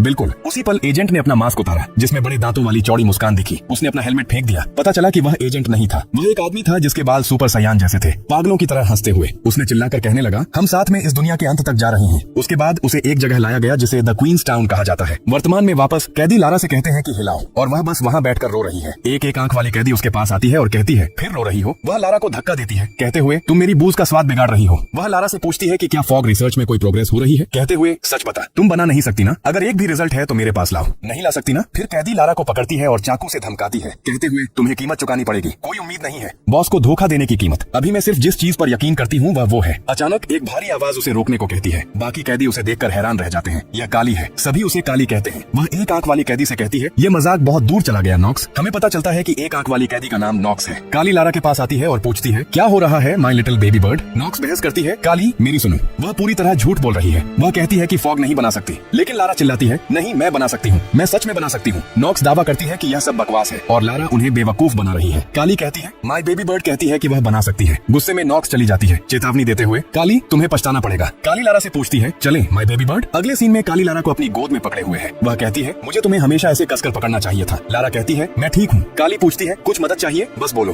फिर हमें काली के बारे में पता चलता है। वह विमेन्स विंग की लीडर्स में से एक है जिसे अटेंडेंट सॉर्सरर कहा जाता है। कहा जाता है कि वह अपने शरीर के किसी भी हिस्से में जबरदस्त ताकत लगा सकती है। आमतौर पर वह अपनी गर्दन को तना हुआ रखती है ताकि अचानक हमलों से बच सके। वह वही है जिसने लारा को किडनैप किया था। काली पूछती है कि फॉग रिसर्च ठीक चल रही है क्या, बताते हुए कि पिछले बार वह लारा के लिए शुगर का बोरा लाई थी। वह चेतावनी देती है, मुझे मत बता कि नॉक्स ने जो कहा वह सच है, क्या तुम सच में फॉग बना सकती हो। लारा जवाब देती है, हाँ लगभग हो गया, बस पर्याप्त समय नहीं है। नॉक्स मुझे अकेला नहीं छोड़ती, मैं बहाने बनाकर टाल रही हूँ तो बना नहीं सकती। काली गुस्सा हो जाती है और कहती है, बस इतनी सी बात तुम्हें शुरू से बताना चाहिए था। रुको मैं नॉक्स से बात करती हूँ। काली नॉक्स का नाम चिल्लाते हुए भागती है। लारा सोचती है मुझे कुछ नहीं कहना चाहिए था। वह सोचेगी कि मैं शिकायत कर रही हूँ। तुरंत काली वापस आती है। लारा पूछती है क्या तुमने उसे बता दिया? काली कहती है हाँ, मैं किसी को भी माय बेबी बर्ड का समय नहीं लेने दूंगी। लारा कहने की कोशिश करती है कि नॉक्स नाराज हो जाएगी, लेकिन काली बीच में टोकती है सही कहा ना नॉक्स, मैं सच कह रही हूँ ना। हम देखते हैं कि नॉक्स उसके पीछे से झांक रही है। लारा को डर लगता है जब उसे पता चलता है कि काली ने नॉक्स का सिर फाड़ दिया है और उसे हाथ में पकड़े हुए है। काली कहती है अब तुम्हारे पास भरपूर समय है ना। वह जोर से हंसने लगती है जबकि अपने गालों पर दबाव डालती है और कहती है फॉग आखिरकार बनने वाला है। लारा डर से कांप रही है। इस बीच लिम्बो और दांटे डम्पलिंग विलेज की ओर बढ़ रहे हैं। लिम्बो हमेशा की तरह पीठ पर भारी बोझ ढो रहा है। दांटे ने अपने चेहरे पर एक अजीब कपड़ा लपेट रखा है और अजीब चाल से चल रहा है। लिम्बो पूछता है कि वह क्या कर रहा है। दांटे बताता है कि यहाँ के कैदियों जैसे दिखने के लिए उसे ऐसे ही व्यवहार करना पड़ता है। दांटे अजीब तरीके से भारी सांस भी ले रहा है। लिम्बो कहता है ऐसे सांस मत लो, परेशान करने वाला है और तुम बहुत धीमे हो, मैं आगे नहीं जा रहा, मुझे भूख लगी है। दांटे बहस करता है क्या मतलब, हम तुम्हें ठीक करने जा रहे हैं। लिम्बो बताता है कि वे पहले से 2 कैफेटेरियाज पार कर चुके हैं और खाने पर जोर देता है। दांटे उसे पागल कहता है कि खाने पर हंगामा कर रहा है, चेतावनी देते हुए कि कैफेटेरियाज खतरनाक है और उनमें निगाहें लगी हुई हैं। वह लिम्बो को याद दिलाता है कि उसका हाथ टूटा हुआ है, इसलिए वह लड़ नहीं सकता और वे रुक नहीं सकते, उन्हें आगे बढ़ते रहना है। दांटे अपनी अजीब चाल से डम्पलिंग विलेज की ओर चलता रहता है। सीन इंफॉर्मेशन ब्रोकर पर बदलता है जहाँ उन्होंने द प्रिजनर रजिस्ट्री खोला है। इसमें कैदियों के नाम और नंबर है। जब कोई मरता है तो नाम पर क्रॉस लगा दिया जाता है। ये हमेशा ऐसे ही अपडेट होता रहा है। हालांकि नंबर 122 का आखिरी रिकॉर्ड मौत का था और 22 सालों तक वह नंबर दोबारा जारी नहीं किया गया। वे सोचते हैं कि यह व्यक्ति अब कौन है। एक आदमी सुझाता है कि शायद उसने किसी मरे हुए का टैग चुरा लिया, क्योंकि लोग रेयर नंबर चुराते हैं। कासिम असहमत होता है, नोट करते हुए कि हाउंड ने कहा था लड़का उस क्लास में था और उसे ब्रांड न्यू कपड़े जारी किए गए थे। नए कपड़े मतलब कैदी नंबर असली है। वे सोचते हैं कि क्या वह सच में नहीं मरा। उसके सफेद बालों का जिक्र करते हुए कासिम निष्कर्ष निकालता है कि रजिस्ट्री पिछले 22 सालों से अपडेट नहीं हुई, जो इन्फॉर्मेशन ब्रोकर के लिए असंभव है। इसे जानबूझकर छिपाया गया था। कासिम गंभीरता से कहता है ऐसा सिर्फ एडमिनिस्ट्रेशन ब्यूरो ही कर सकता था। डम्पलिंग विलेज में वापस लिम्बो और दांटे पहुंच चुके हैं। यह एक गांव है जिसमें हॉस्पिटल है। दांटे लिम्बो से पूछता है कि क्या उसे जगह याद है। लिम्बो कहता है नहीं, लेकिन वह जानता है कि यह टोफू विलेज नहीं है। दांटे राहत महसूस करता है कि वे आखिरकार टोफू विलेज से निकल आए। लिम्बो उसे चेतावनी देता है कि उत्साहित मत हो, क्योंकि जितना गहराई में जाएंगे उतने ही खतरनाक लोग मिलेंगे। अंदर से डम्पलिंग विलेज आश्चर्यजनक रूप से सामान्य लगता है। जेल के बाहर के बाजार जैसा, दुकानें, लोग खरीद बिक्री कर रहे हैं और बिजली भी है। वे पूर्ण आर्थिक व्यवस्था देखकर हैरान है। दांटे नोट करता है कि ज्यादातर गांव शोल्डर्स के कंट्रोल में है, लेकिन इस गांव को कंट्रोल करने वाला लिस्ट में नहीं है। मतलब उन्हें और ज्यादा सावधान रहना चाहिए। उसके नक्शे में अन्य जगहें जैसे स्लम विलेज, गरमाजा विलेज, बॉयलर, सनफ्लावर विलेज और शॉर्ट फील्ड विलेज दिखती हैं। दांटे लिम्बो से कहता है कि अंदर जाओ, लेकिन लिम्बो पहले से ही एक डम्पलिंग शॉप पर है। दुकानदार, जो लेगो कैरेक्टर जैसा दिखता है, कहता है कि एक डम्पलिंग की कीमत 0.10 ग्राम्स फॉग है। लिम्बो कहता है कि उसके पास कुछ नहीं है। ये सुनकर लेगो आदमी लिम्बो पर जोरदार मुक्का मारता है, जिससे वह दूसरी दुकान में उड़ जाता है। तो तुम चोर हो, लेगो आदमी चिल्लाता है। अन्य कैदी शामिल हो जाते हैं, आरोप लगाते हुए कि वे फेमस दुकान लूटने की कोशिश कर रहे हैं। दांटे घबरा जाता है। मुक्का खाने के बाद भी लिम्बो बड़बड़ाता है डम्पलिंग्स दो। इससे दांटे और डर जाता है। लेगो आदमी कहता है तो तुम डम्पलिंग विलेज की आत्मा और इतिहास वाले डम्पलिंग्स मुफ्त में चाहते हो? क्या तुम्हें लगता है डम्पलिंग्स मजाक है? लिम्बो के और बोलने से पहले दांटे उसका मुंह ढक देता है और लेगो आदमी से माफी मांगता है। वह दावा करता है कि लिम्बो उसका छोटा भाई है जो बीमार है और मानसिक रूप से अस्वस्थ है। लेगो आदमी को यकीन नहीं होता, उन्हें लुटेरे कहता है और दांटे के संदिग्ध मास्क की ओर इशारा करता है। वह कहता है कि गांव में बुरे लोग नहीं अलाउड हैं और एक बड़ी चाकू निकालकर उन्हें मारने के लिए तैयार हो जाता है, जबकि भीड़ खुश होती है। अचानक एक बूढ़ा आदमी जो बिल्कुल डम्पलिंग जैसा दिखता है चिल्लाता है रुको। लेगो आदमी रुक जाता है। यह एल्डर मंगल डम्पलिंग है। वह दांटे के पास आता है और पूछता है तुम्हारा भाई बीमार है? वह लिम्बो के घायल हाथ को नोटिस करता है। लेगो आदमी जोर देता है कि उन्होंने चोरी की कोशिश की, लेकिन एल्डर कहता है चोरी करने के लिए उसके पास हाथ भी तो नहीं है ना। वह दांटे और लिम्बो से कहता है कि उसके साथ चलो। सीन एल्डर के घर पर बदलता है। दांटे डम्पलिंग्स खा रहा है जबकि लिम्बो उसे चिल्लाकर खिलाने को कह रहा है। एल्डर पूछता है कि उन्होंने चेहरे क्यों छिपाए, क्योंकि वे इतने हैंडसम हैं। दांटे पहले की परेशानी के लिए माफी मांगता है। जब एल्डर स्वाद के बारे में पूछता है तो दांटे कहता है कि वे अविश्वसनीय हैं और पूछता है कि ऐसी जगह पर सामग्री कैसे मिलती है। एल्डर जवाब देता है हम कैफेटेरिया के बचे हुए स्लॉप से सामग्री जुटाते हैं। ये सुनकर दांटे तुरंत डम्पलिंग थूक देता है और अपने हाथ में जो था उसे लिम्बो के खुले मुंह में ठूंस देता है। एल्डर कहता है कि उनके डम्पलिंग्स गांव का गर्व है और लोग दूर दूर से आते हैं, हालांकि कुछ हॉस्पिटल के लिए आते हैं। वह कहता है कि अगर इसलिए यहाँ आए हैं तो रुक जाएं। वह अपने हाथ दिखाता है जो गहरे घावों से ढके हैं। वह कहता है वह जगह अब हॉस्पिटल नहीं है, यह डीमन किंग्स कासल है, हम इसे ऐसे ही कहते हैं। फिर सीन हॉस्पिटल को दिखाता है जो बिल्कुल एक भयानक हॉन्टेड डीमन कासल जैसा दिखता है। दांटे पूछता है द डीमन किंग्स कासल ये क्या है? डम्पलिंग मैन कहता है उस जगह के अंदर एक बेहद खतरनाक एंटिटी रहती है। उरुक और दीवार की कहानी वह भी उसी एंटिटी की वजह से हुई थी। तुम दोनों के लिए सबसे अच्छा यही है कि उसके आसपास भी न जाओ, क्योंकि डीमन किंग को देखकर कोई जिंदा वापस नहीं आया। दांटे पूछता है क्या मतलब फॉग गैंग के मेंबर्स वहाँ के आसपास हैं? डम्पलिंग मैन जवाब देता है नहीं, उस लेवल का नहीं, लेकिन उस जगह के करीब पहुँचना भी असंभव है। दांटे चिल्लाता है रुको, तो फिर वहाँ का डॉक्टर क्या? कोई वहाँ नहीं है, हमें किसी भी कीमत पर डॉक्टर से मिलना है। डम्पलिंग मैन बताता है जितना मुझे पता है वहाँ कोई डॉक्टर नहीं है, बस इतना ही। उम्मीद है कि सुबह होते ही तुम दोनों तुरंत चले जाओ, मैं तुम्हारे लिए एक रात ठहरने का इंतजाम कर दूंगा। वह जगह अब हॉस्पिटल नहीं रही। इसके बाद दांटे और लिम्बो अपने कमरे में आते हैं और बैठ जाते हैं। दांटे सोच रहा है बूढ़ा आदमी आखिर कहना क्या चाह रहा था, यहाँ क्या हुआ था, क्या डीमन किंग ने सभी डॉक्टर्स को मार डाला? फिर वह लिम्बो से पूछता है तुमने डॉक्टर को आखिरी बार कब देखा था? लिम्बो जवाब देता है बहुत पहले। दांटे फिर पूछता है मेरा मतलब ठीक ठीक कितना पहले था वो? बहुत पहले। ज्यादा डिटेल में बता सकते हो? उस समय हॉस्पिटल कैसा था, हालात क्या थे? लिम्बो थोड़ा सोचता है और कहता है, उस समय मैंने एक हाथ खो दिया था, मुझे भूख भी लगी थी और चक्कर भी आ रहे थे, इसलिए मैं इलाज करवाने हॉस्पिटल ढूंढने गया और वहाँ एक डॉक्टर था। वह जारी रखता है, मैंने डॉक्टर से कहा मेरा हाथ ठीक करो।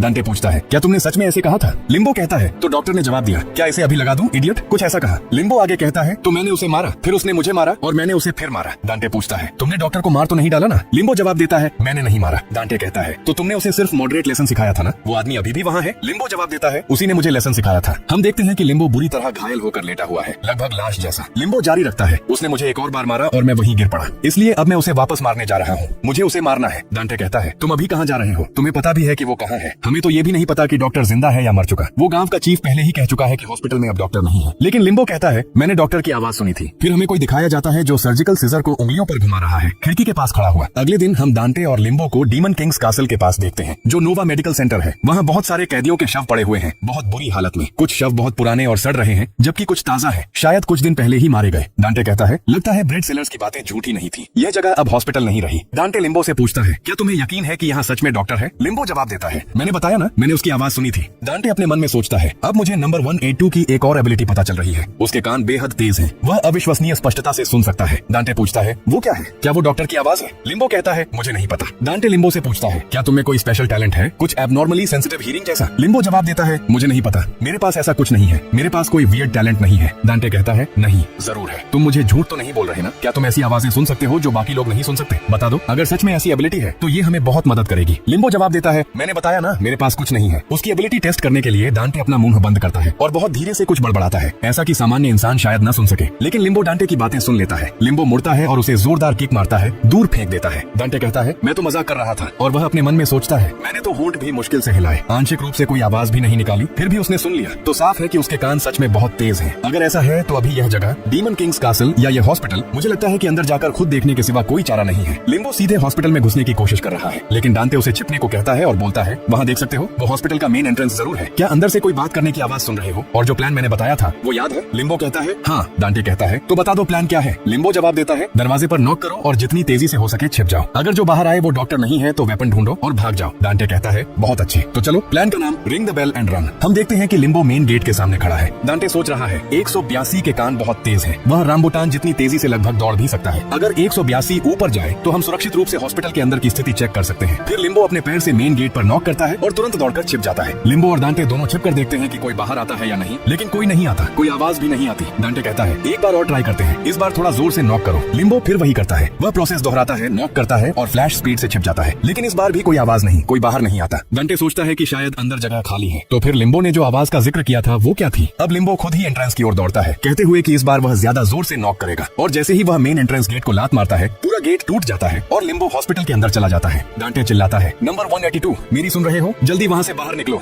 लेकिन अचानक लिम्बो बाहर की ओर गिरता है, जैसे किसी ने उसे उठाकर बाहर फेंक दिया हो। डांटे इसे देखकर डर जाता है और सोचता है कि शायद ये डीमन किंग है। फिर हम देखते हैं कि कोई हॉस्पिटल से बाहर आ रहा है, सर्जिकल सीजर्स घुमा रहा है। डांटे इसे देखकर कहता है, नहीं, ये वो नहीं है। इसके बाद हमें एक आदमी दिखाया जाता है जिसका पूरा चेहरा स्टिचेस से ढका हुआ है। वह कहता है, ये बास्टर्ड्स मुझे बहुत परेशान कर रहे हैं। हम एक डॉक्टर की यूनिफॉर्म में आदमी को देखते हैं जो वन पंच मैन के कैरेक्टर ज़ॉम्बी मैन से बहुत मिलता जुलता है। डांटे सोचता है, क्या यही डॉक्टर है? डॉक्टर चिढ़ते हुए चिल्लाया, ये पैथेटिक पीस ऑफ ट्रैश मुझे कब से परेशान किए जा रहे हैं। नीचे गिरा हुआ लिम्बो उसे देखते हुए बुदबुदाया, तो यह डॉक्टर है? डॉक्टर ने भी पलट कर पूछा, तो तुम डॉक्टर को ही देखने आए हो? लिम्बो खड़ा हुआ और अपना पट्टियों से बंधा हुआ हाथ आगे बढ़ाते हुए बोला, फिक्स दिस आर्म। लेकिन डॉक्टर का जवाब रोका था, मैं तुम्हें 3 सेकंड देता हूँ, गेट लॉस्ट। तभी डांटे ने धीरे से फुसफुसाकर कहा, नंबर 182 शो सम मैनर्स, तुम जितने दयनीय दिखोगे उतना ही बेहतर होगा। डॉक्टर ने अपनी उंगली लिम्बो के मास्क में फंसाई और उसे करीब खींचकर बोला, क्या तुम अपने साथ फॉग लेकर आए हो, या तुम्हें लगता है कि तुम जैसे क्रिमिनल कचरे के साथ इंसानों जैसा बर्ताव होना चाहिए? तुम जैसों की हिम्मत कैसे हुई ये सोचने की? लिम्बो ने पूछा, तुम एक डॉक्टर हो ना? डॉक्टर ने कहा, हाँ। तो लिम्बो बोला, एक डॉक्टर होने के नाते? डॉक्टर ने बात काटते हुए कहा, डॉक्टर होने का तुम्हारे घायल होने से क्या लेना देना? लिम्बो ने कोई जवाब नहीं दिया और सीधे डॉक्टर पर एक नी किक मारी। डांटे यह देखकर हैरान रह गया, पर डॉक्टर ने उस वार को अपने हाथों से रोक लिया। डॉक्टर बोला, मुझे पता था तुम जैसे लोग ऐसे ही बिहेव करते हैं। What a bunch of ill mannered idiots. ऐसा कहते हुए डॉक्टर ने एक जोरदार किक लिम्बो की तरफ मारी। लिम्बो ने उसे डॉज कर लिया, जिससे वह किक सामने कंक्रीट पर लगी। कंक्रीट का मलबा डांटे के सिर पर लगा और वह दूर जाकर गिरकर बेहोश हो गया। डॉक्टर ने मुस्कुराते हुए कहा, ओह, तो तुमने इसे डॉज कर लिया, not bad for someone with one arm. तभी लिम्बो ने अपने टूटे हुए हाथ की कोहनी का सहारा लेकर एक स्पिन लिया और डॉक्टर के सीने पर जोरदार किक मारी। दरअसल वह किक डॉक्टर ने जानबूझकर खाई थी ताकि वह लिम्बो का पैर पकड़ सके। पैर पकड़ते हुए डॉक्टर बोला, you are pretty good at putting on a tough act. फिर उसने लिम्बो को पैर से पकड़कर हल्क की तरह जमीन पर जोर से पटक दिया। बेहोश डांटे दूर पड़ा था और डॉक्टर लिम्बो का पैर पकड़े हुए बोल रहा था, अब मुझे क्या करना चाहिए? क्या तुम्हारी दूसरी टांग भी यूजलेस कर दूं? अब तुम क्या कर लोगे, वन लेगेड बास्टर्ड? तभी लिम्बो ने अपने दूसरे दूसरे पैर से डॉक्टर को चोक करने की कोशिश की और जिस हाथ से डॉक्टर ने उसका पैर पकड़ा था उसे दांतों से काटने लगा। लिम्बो ने डॉक्टर के हाथ की थंब फ्लेक्सर मसल को काट दिया था। डॉक्टर यह देखकर हैरान हुआ पर इसे इंटरेस्टिंग माना। डॉक्टर के चेहरे पर एक ईविल स्माइल थी। अचानक लिम्बो के जबड़े की पकड़ ढीली हो गई और उसका मुंह लटक गया जैसे जबड़े को पैरालिसिस हो गया हो। फिर लिम्बो की जांघ और कमर पर भी अटैक हुआ। यह अटैक डॉक्टर की सिजर्स के थे। लिम्बो किसी तरह पीछे की ओर फ्लिप मारकर खुद को छुड़ा पाया। डॉक्टर ने लिम्बो के जबड़े की मसल के साथ साथ इंटरनल ओब्लिक लंबार मसल और पेरोनियस लॉन्गस को भी काट दिया था। डॉक्टर बोला, तुम जैसे बास्टर्ड्स को ऐसे ही काटा जाता है। देखा, जब मैंने 3 सेकंड दिए थे तब तुम्हें भाग जाना चाहिए था। इतना कहकर डॉक्टर अपनी सिजर्स से लिम्बो के सिर पर अटैक करके उसकी जान लेने वाला था। तभी डांटे बीच में आ गया। उसने लिम्बो को धक्का देकर दूर किया और रुकने के लिए कहा। डांटे चिल्लाया, प्लीज शांत हो जाइए, काम डाउन, हम लड़ने नहीं आए हैं, हम डॉक्टर से मिलने आए हैं। डॉक्टर ने पूछा,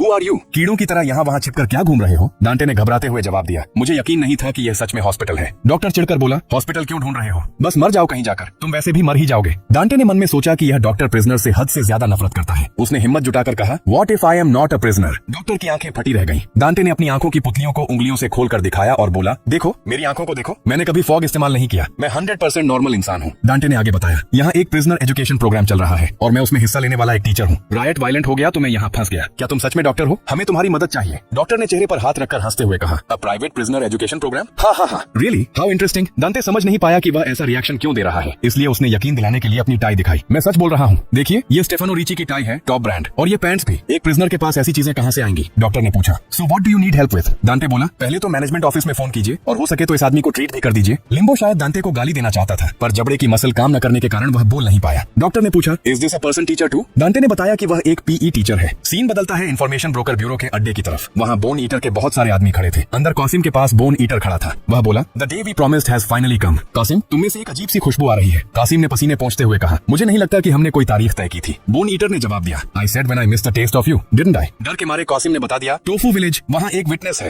ये सुनते ही बोन ईटर की आंखें चमक उठी और वह राक्षसी हंसी हंसते हुए तुरंत वहाँ से टोफू विलेज की ओर भाग गया। कासिम के आदमी ने पूछा, लॉर्ड कासिम, क्या यह ठीक है? यह हाई लेवल इंटेल है जिसे हाउंड भी ढूंढ रहा है। क्या हमने इसे ऐसे ही दे दिया? कासिम ने सहमी हुई आवाज में कहा, तो क्या करता? उसे न बताता तो वह हमें ही खा जाता। तुम लोग नहीं जानते वह कैसा इंसान है। उसे किसी नियम की परवाह नहीं है, उसे बस अपनी हंगर मिटानी है। उधर बोन ईटर और उसके साथी किसी पागल मॉन्स्टर्स की तरह टोफू विलेज की तरफ भाग रहे हैं। मानो रास्ते में आने वाली हर चीज को कच्चा निकल जाएंगे। दृश्य बदलता है और हम डीमन किंग के कैसल की तरफ बढ़ते हैं। यह असल में वही अस्पताल है जहाँ डांटे अंदर बैठा पूरे माहौल को गौर से देख रहा है। वह देखता है कि पूरा अस्पताल टूटा फूटा पड़ा है। दीवारों और छतों पर गहरी दरारें हैं और हर तरफ मकड़ी के जाले लगे हैं। वह मन ही मन सोच रहा है कि इस जगह को शायद बस सड़ने के लिए छोड़ दिया गया था। उसे घृणा होती है कि यह कितनी घटिया जगह है। क्या यह सच में कोई अस्पताल है? आखिर ये लोग यहाँ कौन सी मॉन्स्टर जैसी चीज बना रहे थे? तभी वहाँ डॉक्टर की एंट्री होती है। वह डांटे से कहता है कि उसके वुंड्स ज्यादा गंभीर नहीं है, बस थोड़े से ट्रीटमेंट की जरूरत है और वह पहले जैसा नॉर्मल हो जाएगा। डांटे डॉक्टर के पास जाता है और कहता है कि वह खुद का परिचय देने के लिए थोड़ा लेट हो गया है। मेरा नाम कांग डांटे है। पर डॉक्टर, जिसने सर्जिकल ग्लव्स पहने हुए हैं, उसे झिड़कते हुए कहता है कि मेरे हाथों को मत छुओ, ये इन्फेक्टेड हो जाएंगे। वह अपना नाम हीरन बताता है। डांटे भी विनम्रता से कहता है, आपसे मिलकर खुशी हुई डॉक्टर हीरन। डॉक्टर जवाब देता है कि फॉर्मल होने की कोई जरूरत नहीं है, तुम मुझे सामान्य तरीके से नाम लेकर पुकार सकते हो। फिर डॉक्टर पूछता है कि इस दूसरे बंदे का क्या नाम है। डांटे उसका असली नंबर यानी एक्सोबिया बोलने ही वाला था कि तभी वह अपना नाम डेविड बताता है। डॉक्टर लिम्बो के पास जाता है और पूछता है कि तुम तो एक फिजिकल एजुकेशन टीचर हो, फिर तुमने मुझसे पहले इतनी अग्रेसिवली बात क्यों की थी? इसका जवाब डांटे देता है कि दरअसल हमने कुछ रूमर्स सुने थे कि यहाँ कोई डीमन किंग छिपा हुआ है। साथ ही यह अस्पताल भी बहुत ज्यादा रनडाउन दिखता है। क्या यहाँ कोई इंसिडेंट हुआ था? डॉक्टर एक लंबी सांस भरता है और कहता है कि इस जगह पर कुछ हुआ था, उसी वजह से मेरे पास एडमिनिस्ट्रेटिव ऑफिस से संपर्क करने के रिक्वेस्ट को रिजेक्ट करने के अलावा कोई रास्ता नहीं था। मेरी यहाँ की सिचुएशन तुम्हारी सिचुएशन से अलग नहीं है, मैं खुद यहाँ कैद हूँ। डांटे ये बात सुनकर दंग रह जाता है और पूछता है कि तुम्हारा इससे क्या मतलब है? क्या तुम एडमिनिस्ट्रेटिव ऑफिस के लिए काम नहीं करते? फिर तुम क्यों कैद हो? डॉक्टर अपनी सर्जिकल चाकू उठाते हुए कहता है कि हाँ, मैं एडमिनिस्ट्रेटिव ऑफिस का ही हिस्सा हूँ, लेकिन तुम गलत समझ रहे हो। मुझे भी यहाँ केवल एक मिशन के लिए भेजा गया था, शायद 4 साल पहले। मैं यहाँ सर्जिकल स्किल्स की प्रैक्टिस करने आया था। उस समय मेरे जैसे कई इंटर्न्स और दूसरे डिपार्टमेंट से ट्रांसफर होकर आए डॉक्टर यहाँ आए थे, लेकिन उसके कुछ ही समय बाद एक ल्यूनेटिक की वजह से जिसने अचानक अपना आपा खो दिया था, वे सब मारे गए। ये सुनकर डांटे एकदम भौचक्का रह जाता है। डॉक्टर कहता है कि उस हादसे में जिंदा बचने वाला अकेला इंसान मैं ही था। डांटे के पास अब बोलने के लिए शब्द नहीं बचते, लेकिन फिर भी वह क्यूरियोसिटी के मारे पूछता है कि उसके बाद क्या हुआ? क्या उन्होंने तुम्हें रेस्क्यू करने की कोशिश नहीं की? डॉक्टर गुस्से में जवाब देता है कि अगर उन्होंने मुझे रेस्क्यू कर लिया होता तो क्या तुम्हें लगता है कि मैं यहाँ 4 साल से फंसा रहता? डांटे कहता है कि मैंने सुना था कि फॉग बहुत थिक होने के कारण रेस्क्यू एफर्ट्स मुश्किल हो गए थे। डॉक्टर जवाब देता है कि फॉग की वजह से। क्या तुम पागल हो? क्या तुम अभी भी रियलाइज नहीं कर पाए? एडमिनिस्ट्रेटिव ऑफिस के असली लोग तो वे हैं जो मास्क पहनकर यहाँ ऐसे घूम रहे हैं जैसे कुछ हुआ ही न हो। डॉक्टर उन सोल्जर्स के बारे में बात कर रहा था जो डांटे और दूसरे टीचर्स को यहाँ लेकर आए थे। डॉक्टर बोलता है कि ऐसी बात भी नहीं है कि वे हमें ढूंढ नहीं सकते थे। सच तो ये है कि उन्होंने जानबूझकर हमें यहाँ अबैंडन कर दिया। डांटे ऑपरेटिंग रूम के बाहर बैठा इसी सोच में डूबा रहता है कि शायद डॉक्टर सही कह रहा है। जब वे आए थे तब फॉग बहुत थिक था और उनके पास कोई प्रोटेक्टिव इक्विपमेंट नहीं थे। वहाँ मौजूद हर किसी ने उस फॉग को इनहेल किया था। डांटे को याद आता है कि उसने कभी कोई पुराने मास्क नहीं देखे। उन सोल्जर्स ने जो इस्तेमाल किया था वह बस एक साधारण मास्क था। तो फिर वे लोग असल में कौन है? क्या वे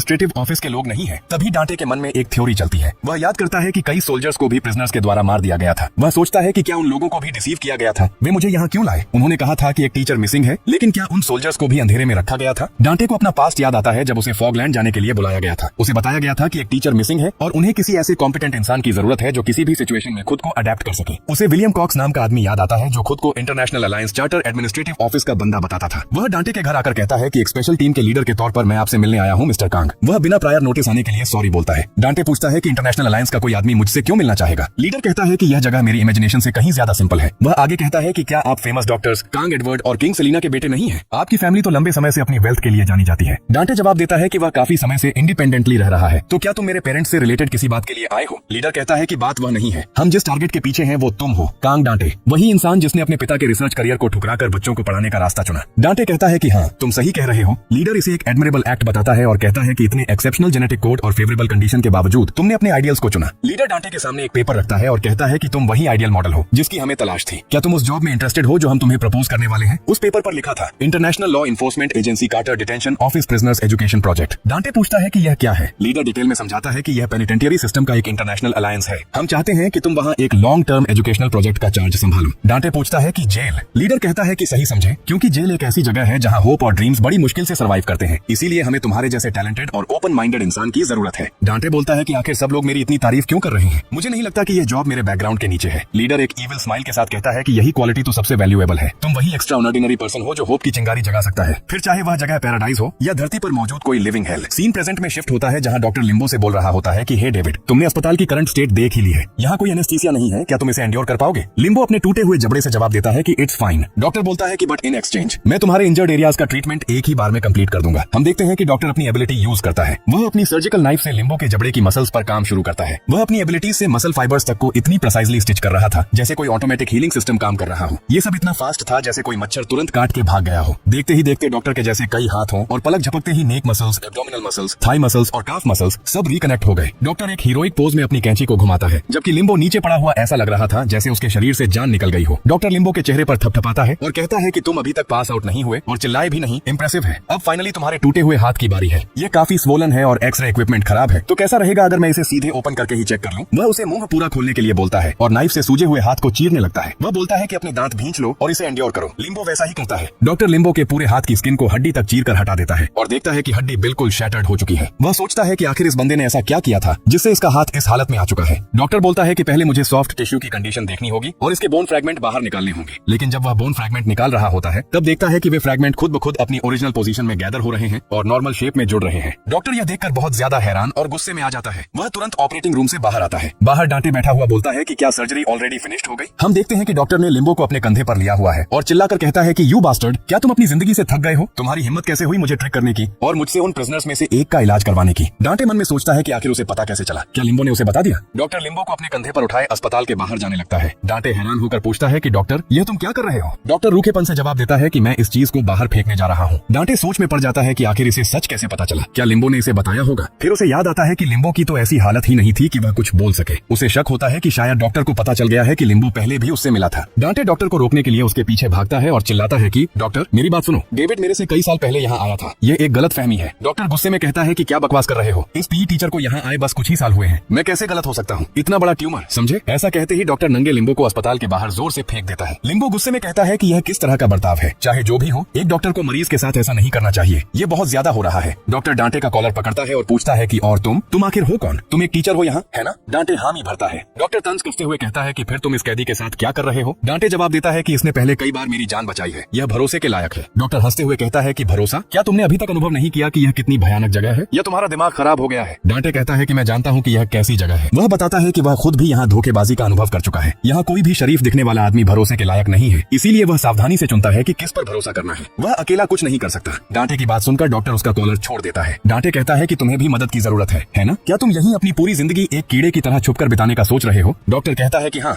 मेरा यही प्लान है। यहाँ के गार्ड्स और कैदी, मैं किसी पर भरोसा नहीं करता। बाहर भटक कर किसी नाली में मरने से अच्छा है यहीं रहना। डॉक्टर डांटे को एक ऑफर देता है कि अगर वह उसके साथ यहाँ छुप कर रहना चाहता है तो रह सकता है। वह उसकी सुरक्षा की गारंटी भी देता है क्योंकि वह कोई कैदी नहीं है। डांटे कुछ पल के लिए सोच में पड़ जाता है और उसे अपने बचपन की याद आती है जहाँ उसका भाई उसे चिल्लाने के लिए डांट रहा था। अंत में डांटे डॉक्टर का ऑफर ठुकरा देता है और अस्पताल के बाहर आ जाता है। वह एक ढलान से नीचे जा रहे होते हैं। लिम्बो डांटे डांटे के कंधे पर बैठा है और उसका सारा सामान भी उसी के ऊपर लदा है। डांटे बड़बड़ाता है कि तुम इस तरह पकड़े कैसे गए, क्या तुम इलाज के दौरान चुप नहीं बैठ सकते थे। लिम्बो अपनी लार डांटे पर टपकाते हुए कहता है कि मैंने कुछ नहीं किया। जब डांटे को अपने सिर पर कुछ महसूस होता है तो वह चिढ़ जाता है, पर लिम्बो फिर वही कहता है कि उसने कुछ नहीं किया। लार डांटे के ऊपर गिरती रहती है और वह चिल्लाता है कि तुम्हारी वजह से आज हमारी यह हालत है, अपना मुंह बंद करो। ऐसा बोलते ही वह फिसलकर नीचे गिर जाता है और गुस्से में कहता है कि आखिर इस ढलान पर अस्पताल किसने बनाया। वह कहता है कि अब मैं और सहन नहीं कर सकता, पहले इस फालतू सामान को फेंको। पर लिम्बो राजी नहीं होता। डांटे उसे समझाने की कोशिश करता है कि अगर हम तालमेल नहीं बिठाएंगे तो एक दूसरे की मदद कैसे करेंगे। मैंने तुम्हारे लिए उस अस्पताल से भागने का रिस्क लिया जबकि डॉक्टर मेरी सुरक्षा की गारंटी दे रहा था, पर लिम्बो को कोई फर्क नहीं पड़ता।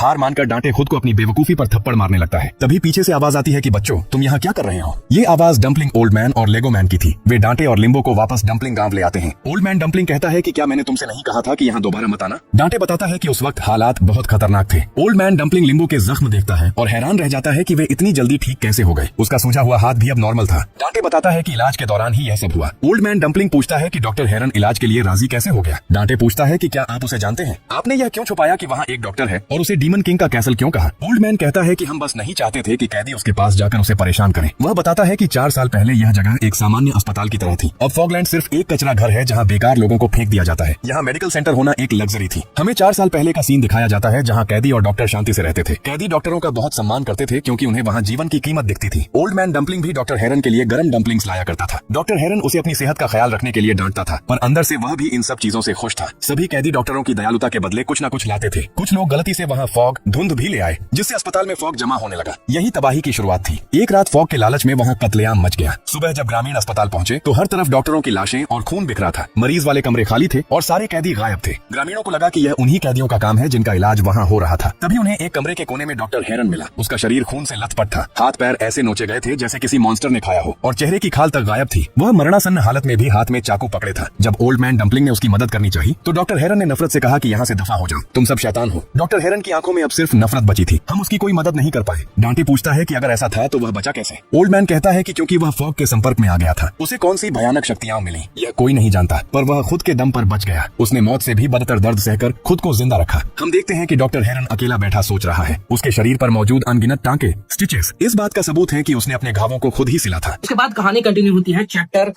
22 से। यहाँ पर जो डॉक्टर्स होते हैं वो बैठ के बात कर रहे होते हैं एक दूसरे से उन डम्पलिंग्स के बारे में। जो हिरन होता है वो बोल रहा होता है कि ये डम्पलिंग्स तो कचरे से बनाया गया है, वो पता नहीं क्या क्या चीज खा ले रहे हैं और हमें भी दे रहे हैं। लेकिन जो उनका जो सीनियर डॉक्टर होता है टकला, वो कहता है कि जो वो लोग दे रहे हैं हमें वो उनके लिए बहुत ही ज्यादा कीमती है। और ये बात सच है, प्रिजन में डम्पलिंग्स मिलना ये बहुत ही बड़ी लग्जरी है। और जो डॉक्टर है वो इस बात की रिस्पेक्ट करने के लिए कहता है। और इसी बीच फॉग के बारे में भी बात होती है कि आखिर ये फॉग क्या चीज है। डॉक्टर्स को भी नहीं पता कि आखिर ये क्या चीज है, लेकिन वो लोग ये जानते हैं कि ये जो फॉग है प्रिजनर्स को एडिक्ट बना रही है। और वो ये भी मेंशन करते हैं कि ये जो फॉग है वो अभी डेवलपिंग स्टेज में है, यानी कि अभी इस पर टेस्टिंग चल रही है और ये लोगों को सुपर नेचुरल एबिलिटीज देती है। लेकिन जब वो देखते हैं कि उन्हें कोई सुन रहा है, उन पर कोई नजर रख रहा है, तो वो लोग शांत हो जाते हैं। वो बंदा जो उन पर नजर रख रहा है उसने मास्क पहना होता है, एकदम गैस मास्क पहना होता है। मतलब उसको पता है कि जो फॉग है वो हवा में है और ये नुकसान कर सकती है। और वहीं डॉक्टर्स है, डॉक्टर्स तक को गैस मास्क नहीं दिया गया है। इसका मतलब डॉक्टर्स भी जो इस फॉग वाला जो भी इंसिडेंट चल रहा है उसका पार्ट है, वो बस एक लैब रेट की तरह है, यानी कि उनका भी इस्तेमाल किया जा रहा है। फिर इसके बाद डॉक्टर लोग इन सब बातों को इग्नोर करते हैं और बोलते हैं कि चलो अब डंपलिंग पर ध्यान दिया जाए।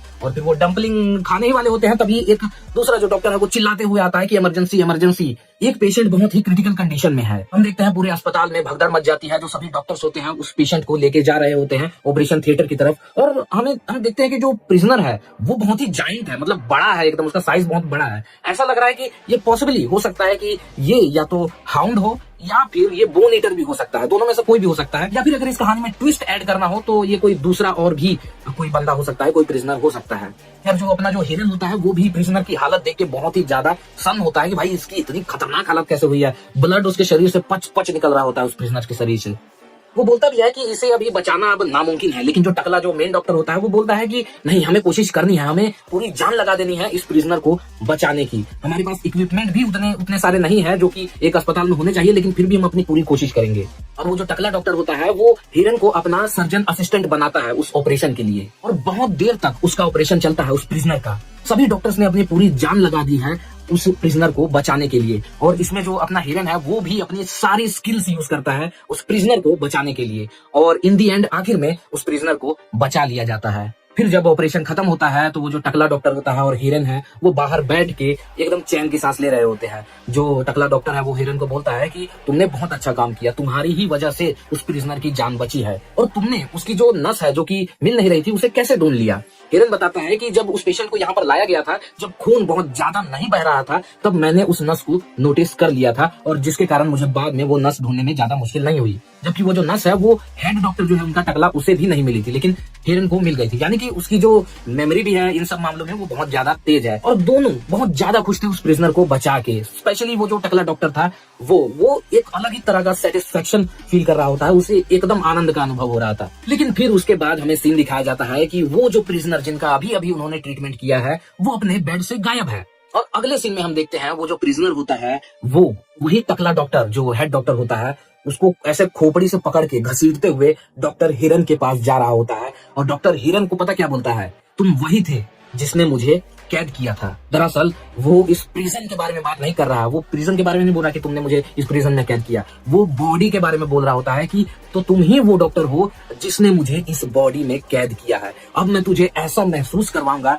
जो मैंने खुद महसूस किया था कि एक बॉडी में ट्रैप होना कैसा लगता है। अब शायद ये जो प्रिजनर है वो जिंदा नहीं रहना चाहता हो, लेकिन अपने हिरन ने उसे बचा लिया। हिरन ये सब देख के बहुत ही ज्यादा घबरा जाता है कि भाई ये क्या हो रहा है। एक जायंट उसकी तरफ चलता हुआ आ रहा है और उस जायंट ने उसके आइडल को ऐसे पकड़ा है, एक खिलौने की तरह पकड़ा है और घसीटता हुआ ला रहा है। और बिल्कुल उसी तरह वो जो जायंट प्रिजनर होता है वो हिरन को भी ऐसे चेहरे से ऐसे पकड़ लेता है और फिर खून खून सारा दिखाई देता है पैनल में। अब क्या हुआ था वो तो उसका रिजल्ट हम लोगों ने देखा ही है, उसके चेहरे का, उसके शरीर का। और फिर यहाँ प्रेजेंट में हम देखते हैं कि हिरन यही सब सोच रहा होता है। उसका खाना खत्म हो चुका है लेकिन उसके सामने ही एक ब्लैक पोटली पड़ी होती है, शायद उसमें कुछ खाने का सामान है। फिर सीन शिफ्ट होता है अपने डम्पलिंग विलेज की तरफ, जहां पर जो डांटे होता है वो बैठा हुआ सोच रहा होता है। उसके सामने जो है वो लिम्बो सो रहा होता है, एकदम घोड़े बेच के खराटे मार के सो रहा होता है और सपने में भी यही बोल रहा होता है कि फूड, मुझे डम्पलिंग चाहिए, यही सब बोल रहा होता है। डांटे बोलता है कि तेरे को पता भी है कि हम किस सिचुएशन में हैं, हम कहाँ से फूड लाएंगे। अब यहाँ पर जो अपना डांटे है उसे कुछ बात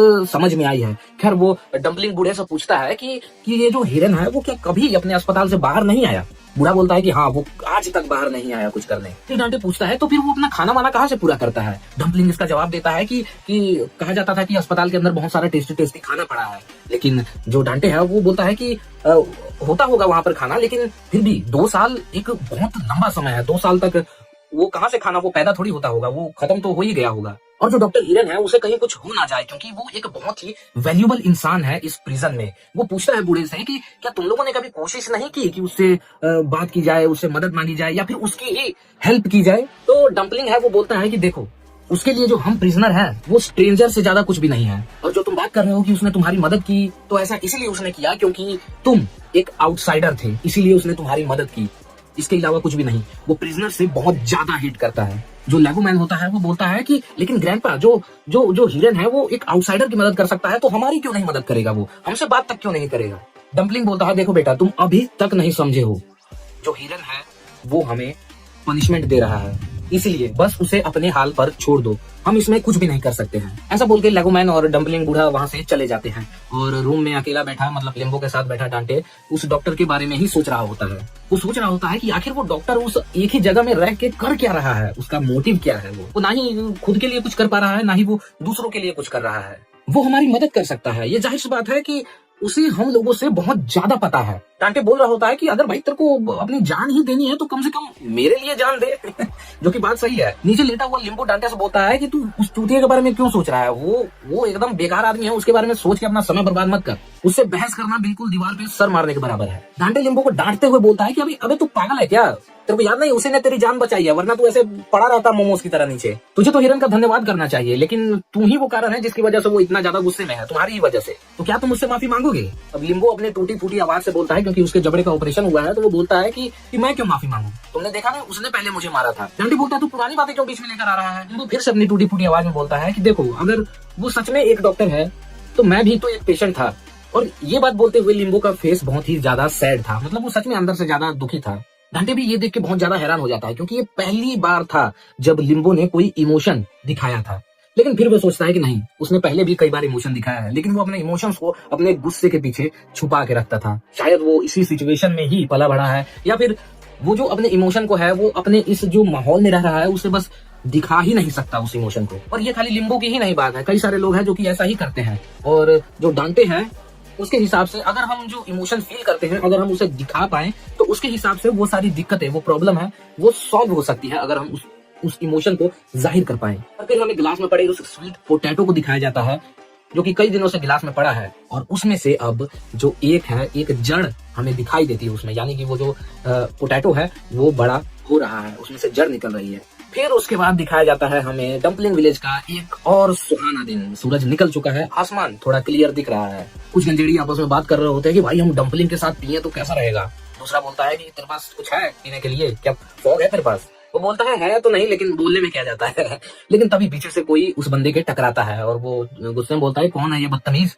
और जब वो पीछे देखता है तो देखता है कि एक जाइंट चला जा रहा है और उसके साथ एक मतलब ज़ॉम्बीज की भीड़ है। उसे ज़ॉम्बीज ही बोलेंगे, उनके जो चमचे हैं यानी कि बोन ईटर के जो चमचे हैं वो ज़ॉम्बी की तरह ही लगते हैं। वो जा रहे हैं डम्पलिंग विलेज की तरफ, मतलब आ चुके हैं डम्पलिंग विलेज। वहीं दूसरी तरफ हम देखते हैं कि जो लेगो मैन होता है और डम्पलिंग बूढ़ा वो डम्पलिंग प्रिपेयर कर रहे होते हैं और प्रिपेयर हो गया होता है। और जो अपना डम्पलिंग बूढ़ा होता है वो बहुत ही ज्यादा खुश था। वो खुश था कि वो डांटे और लिम्बो को ब्रेकफास्ट देने के लिए जा रहा है, एकदम पेरेंट की तरह। उसे एक सेटिस्फेक्शन का अनुभव हो रहा था जब वो डम्पलिंग प्रिपेयर कर रहा था। बहुत ज्यादा खुश था कि वो उन्हें खाना देगा। लेगो बोलता है कि क्या ये सब फ्री में तुम उसे दे दोगे? बूढ़ा बोलता है कि वो पिछले रात से भूखे होंगे, उन्हें भूख लगी होगी, तो सबसे पहले हमें उनका भूख सेटिस्फाई करना होगा। तभी पीछे से कोई बंदा चिल्लाते हुए आता है, बोलता है कि कुछ सीरियस हो रहा है, कुछ सीरियस। बोन ईटर है वो हमारे गांव में घुस चुका है। जो ग्रैंडपा होता है वो भी बहुत ज्यादा घबरा जाता है और लेगो मैन भी घबराया हुआ होता है, लेकिन गुस्से में बोलता है वो बंदा जो इंसानों को खाता है। ग्रैंडपा भी बोलता है वो तो बुरे से भी बुरा आदमी है। लेगो वहां से भागते हुए जाता है और बोलता है कि मैं डिफेंस फोर्स को लाता हूँ ताकि मैं उसे गांव से बाहर कर सकूं। बूढ़ा बोलता है कि नहीं रुको, हमारे ऐसे एक्शन सिर्फ नेगेटिव कॉन्सिक्वेंसेस ही देंगे, इसलिए हमें इसे जितना हो सके उतना प्यार से हैंडल करना होगा। हम विलेजर्स को हर्ट नहीं होने दे सकते, हमें विलेजर्स की रक्षा करनी है। वहीं दूसरी तरफ हम देखते हैं कि जो डांटे है वो उठ चुका होता है, गड़ाइयां ले रहा होता है और सोच रहा होता है कि यार मेरा शरीर बहुत गंदा महक रहा है, मुझे जाके नहाना चाहिए, क्या यहाँ पर नहाने का सिस्टम होगा? और वो सामने लेटे हुए लिम्बो को भी नोटिस करता है और सोचता है कि ये बंदा आज इतनी देर तक कैसे सो रहा है। और ये बंदा सोता भी है क्योंकि ऐसा पहले कभी नहीं हुआ है। कभी कभी वो चलते चलते सो जाता था, या फिर कभी वो आंख खोल के सोता था, या फिर कभी कभी वो बस ऐसे ही चूहे की तरह बस कहीं छुपा रहता था, बैठा रहता था। वो हमेशा अलर्ट रहता था एक बीस्ट की तरह। लेकिन आज इतना कैसे शांत होकर सोया है? वो उठाने की उसे सोचता है, लेकिन फिर सोचता है कि नहीं छोड़ दो, सोने दो। लेकिन फिर वो सोचता है कहीं ये साला मर तो नहीं गया, इसके सांस चेक करते हैं। वो नाक की तरफ हाथ रख के मतलब उंगली रख के चेक करता है तो देखता है कि हाँ ये अभी तो जिंदा है, ये मरने नहीं वाला इतनी जल्दी। खैर उसके बाद वो चलता हुआ बाहर की तरफ जाता है और बोलता है कि दद्दू कुछ नहाने वहाने वाला सिस्टम है तुम्हारे गांव में? बहुत गंदा महक रहा हूं मैं। और जैसे ही वो बाहर देखता है, बाहर तो भाई बोन ईटर की पूरी सेना है, बोन ईटर के समेत, और दद्दू को उन्होंने घेरे में लिया है। वो पूछ रहे हैं दद्दू से, वो लोग इन्फॉर्मेशन निकलवाने की कोशिश कर रहे हैं कुछ। डांटे की तो फटके हाथ में आ जाती है कि भाई ये साला बंदा मेरा पीछा करते हुए यहाँ तक आ गया। इसको तो मैंने तब देखा था जब मैं पढ़ाने आया था, क्लास में पहली बार आया था। अब यहाँ पर जो डांटे है उसको लग रहा था कि वो शायद उसके लिए आया है, यानी कि डांटे के लिए आया है। लेकिन वो जो बोन ईटर है वो फोटो दिखाता है कि भाई ये देख इस बंदे को, क्या तूने देखा है? वो डम्पलिंग से पूछता है और वो फोटो थी सब्जेक्ट 182 की। ये देख के डांटे बहुत ज्यादा हैरान हो जाता है कि वो साले लिम्बो को क्यों खोज रहे हैं। जो अपना बूढ़ा होता है वो भी बहुत ज्यादा हैरान हो जाता है। डम्पलिंग बूढ़ा होता है, वो फोटो को बहुत ज्यादा गौर से देख रहा होता है और डांटे को बिल्कुल भी बूढ़े पर विश्वास नहीं है। उसको लग रहा है कि वो बता देंगे उसके बारे में, और वो वहां से जाने ही वाला होता है। लिम्बो को बताने वाला है कि भाई चलो उठो यहाँ से, भागो, भागने का समय आ गया है। लेकिन तभी वो सुनता है कि पीछे से जो डम्पलिंग बूढ़ा है वो बोल रहा है कि मैं इन्हें नहीं जानता, मैंने इन्हें पहले कभी नहीं देखा। ये सुन के डांटे बहुत ज्यादा हैरान हो जाता है कि भाई क्यों ये लोग उनकी मदद कर रहे हैं। वहीं पर जो बोन ईटर है उसका लार टपक रहा होता है। वो बोलता है कि तब मुझे क्या करना चाहिए? मुझे बहुत ज्यादा भूख लगी है, मुझे खाना दो। बोन ईटर का एक बंदा बोलता है मुझे पता है वो बंदा इसी गांव में छुपा है, मैंने पहले उसे देखा है यहाँ पर। तो बेहतर यही होगा कि तुम मुझे बता दो कि वो कहाँ है या फिर कहाँ पर तुमने उसे छुपा कर रखा है, अगर तुम बोन ईटर का खाना नहीं बनना चाहते तो। तभी बोन ईटर खड़ा होता है और बोलता है कि सबसे पहले तो मुझे अपने लिए स्नैक ढूंढना पड़ेगा, क्योंकि मुझे बहुत ज्यादा भूख लगी है, उसके बाद ही मैं कुछ सोचूंगा। तो मुझे किसको खाना चाहिए सबसे पहले? तभी ग्रैंडपा डम्पलिंग चिल्लाते हुए बोलता है क्या तुम्हें डम्पलिंग्स चाहिए? बोन ईटर बोलता है डम्प, मैं नहीं खाने वाला वो सब ट्रैश चीजें। डम्पलिंग बूढ़ा बोलता है कि मैं यकीन दिलाता हूँ तुझे, ये जो डम्पलिंग है ये कोई आम डम्पलिंग नहीं है, इनका टेस्ट लाजवाब है। डम्पलिंग बूढ़ा बोलता है अगर तुम जैसा बोल रहे हो वैसा गंदा मेरे डम्पलिंग्स अगर टेस्ट करे तुझे तो तुम मुझे खा सकते हो। मैं ऑफर करता हूँ अपने आप को, अगर मेरे डम्पलिंग्स तुझे बिल्कुल खराब लगे तो, लेकिन मुझसे वादा करो कि अगर डम्पलिंग जरा से भी अच्छे हुए तो तुम इस गांव को छोड़ के चले जाओगे। ये सुन के लेगो मैन और गांव वाले घबरा जाते हैं कि भाई ये क्या बात बोल दिया है। डम्पलिंग बूढ़ा बोलता है कि टेंशन मत लो, घबराने की कोई बात नहीं है, तुम लोगों को पता है ना कि ये जो डम्पलिंग्स है ये गांव की शान है, तो चिंता मत करो। और ये बोलते हुए बूढ़ा बहुत ज्यादा कॉन्फिडेंट था और उसके चेहरे पर एक स्माइल थी। पीछे जो डांटे खड़ा हुआ ये सब देख रहा होता है, वो सोच रहा होता है कि आखिर ये क्या मैडनेस है। वो भागते हुए लिम्बो की तरफ जाता है और वो सोच रहा होता है कि उस बूढ़े ने डंपलिंग पर बेट लगा दी, वो उस कचरे पर बेट लगा दी, गार्बेज पर, और अपनी जान जोखिम में दे दी केवल स्ट्रेंजर्स को बचाने के लिए। ये चीज बहुत ही ज्यादा शॉक कर रही थी डांटे को। वो चिल्लाते हुए रूम में जाता है और लिम्बो को उठाने की कोशिश करता है कि उठो, हम लोग बहुत ज्यादा मुसीबत में पड़ गए हैं। आज आज तुम ये बीमार सांड की तरह क्यों सो रहे हो, जल्दी उठो। तभी लिम्बो की अचानक से आंख खुलती है और वो डांटे को ऐसे पकड़ के मारने ही वाला था उठ के। डांटे बोलता है शांत हो जा भाई, शांत हो जा, मैं डांटे हूँ, क्या तुमने कोई बुरा सपना देखा क्या? डांटे पूछता है क्या तुम अभी अच्छा फील कर रहे हो? लिम्बो बोलता है कि हाँ, पहले से तो मैं बहुत ज्यादा ठीक हूँ। डांटे पूछता है तुम्हारा हाथ कैसा है और तुम मुझे खड़े होकर दिखाओ। लिम्बो खड़ा होता है और बोलता है कि देखो अब तुम खुश हो, मैं खड़ा हो पा रहा हूँ। तभी डांटे बोलता है सुनो, क्या तुम इस गांव को छोड़ के जा सकते हो, भाग सकते हो, क्योंकि वो लोग आ चुके हैं और इस बार वो तुम्हारी तलाश में यहाँ पर आए हुए हैं, हमें यहाँ से जल्दी भागना होगा। लिम्बो पूछता है क्या तुम चाहते हो कि मैं अकेला जाऊं? डांटे बोलता है हमारे पास समय नहीं है, तुम गांव के एंट्रेंस में मेरा वेट करना और खिड़की तरफ से भाग जाओ ताकि वो लोग तुझे पकड़ ना पाए। लिम्बो पूछता है कि क्यों, क्या तुम मुझे इस बार भी फिर से अकेले छोड़ दोगे? और ये बोलते हुए उसके चेहरे पर जो अकेलापन है, अकेलापन होने का डर है, वो साफ झलक रहा था। डांटे भी ये बात सुन के सुन्न हो जाता है, फिर बोलता है कि नहीं, ऐसी बात नहीं है, मैं बस ऐसा इसलिए कर रहा हूँ ताकि तुम्हारी जान बचा सकूं। पिछली बार मैं तुम्हें छोड़ के इसलिए गया था क्योंकि पिछली बार मुझे पता नहीं था, मुझे नहीं पता था कि तुम एक अच्छे आदमी हो, तुम बुरे आदमी नहीं हो, और मुझे ये भी नहीं पता था कि मैं तुम्हारा कर्जदार बन जाऊंगा क्योंकि तुमने मेरी जान बचाई है। और तुमने ही कहा था ना कि अगर कोई हमारी मदद करे तो हमें उसकी भी मदद करनी चाहिए। और इस बार जो ग्रैंडपा डंपलिंग है उसे हमारी मदद की जरूरत है, वो लोग खतरे में हैं हमारी ही वजह से, हम ही हैं जो उनकी मदद कर सकते हैं, तो प्लीज यहाँ से जल्दी भाग जाओ, मैं यहाँ पर रहता हूँ। वहीं दूसरी तरफ हम देखते हैं कि जो बूढ़ा डंपलिंग है, लेगो है और बाकी के गांव वाले हैं, वो डंपलिंग बनाने की तैयारी कर रहे हैं। वो डंपलिंग में प्रीमियम क्रो मीट का यानी कि कौवे के मांस का इस्तेमाल कर रहे हैं और वेजिटेबल्स का इस्तेमाल कर रहे हैं और जो भी लेफ्टओवर्स वगैरह जो भी कैफेटेरिया से आए हैं उनका इस्तेमाल करके एक बहुत ही बढ़िया स्वादिष्ट लेवल 10 का उनके हिसाब से एक डंपलिंग बना रहे हैं, जो कि बहुत ही कम बनाया जाता है इस गांव में। वहीं दूसरी तरफ डांटे वो जो स्लोप है, जो अस्पताल का स्लोप है, वो चढ़ते हुए भागते हुए जा रहा है डॉक्टर हिरन की तरफ ताकि उसे वो मना पाए मदद के लिए। और वहीं दूसरी तरफ जो लिम्बो होता है वो पता क्या कर रहा है, वो भाग नहीं रहा है, वो तैयारी कर रहा है। वो जो गार्बेज बैग जो कि हमेशा लिम्बो लेकर चलता रहता है बहुत सारा, वो खोलता है वो बैग, वो ब्लैक सा बैग ऐसा लगता है जैसे कचरे वाला बैग है, उसमें से वो एक नाइफ निकालता है और वो नाइफ एक मिलिट्री नाइफ होती है। अब पता नहीं, हो सकता है कि ये जो मिलिट्री नाइफ है ये उसने हाउंड से चुराई हो, क्योंकि हाउंड ने बोला था कि वो पहले मिलिट्री में काम करता था और लिम्बो ने तो बोला था कि वो बचपन से यही है, वो शुरू से यही है। अब पता नहीं क्या सीन है, लेकिन वो एक मिलिट्री नाइफ निकालता है, बैंडेज ऐसे बांधता है अपने हाथ में और चाकू को अपने हाथ में बांध लेता है ताकि वो जो बैंडेज और उसका चाकू का जो जोड़ है वो खुले ना। और उसका हाथ भी हमें दिखाया जाता है पहले कि ऐसा जैसे ऐसे पूरा टांकी लगे हैं, एकदम खतरनाक दिख रहा है उसका हाथ, और हाथ उसका वैसे कांप रहा है, वो अभी तक ठीक नहीं हुआ है उसका हाथ, इसका मतलब, लेकिन फिर भी वो लड़ेगा।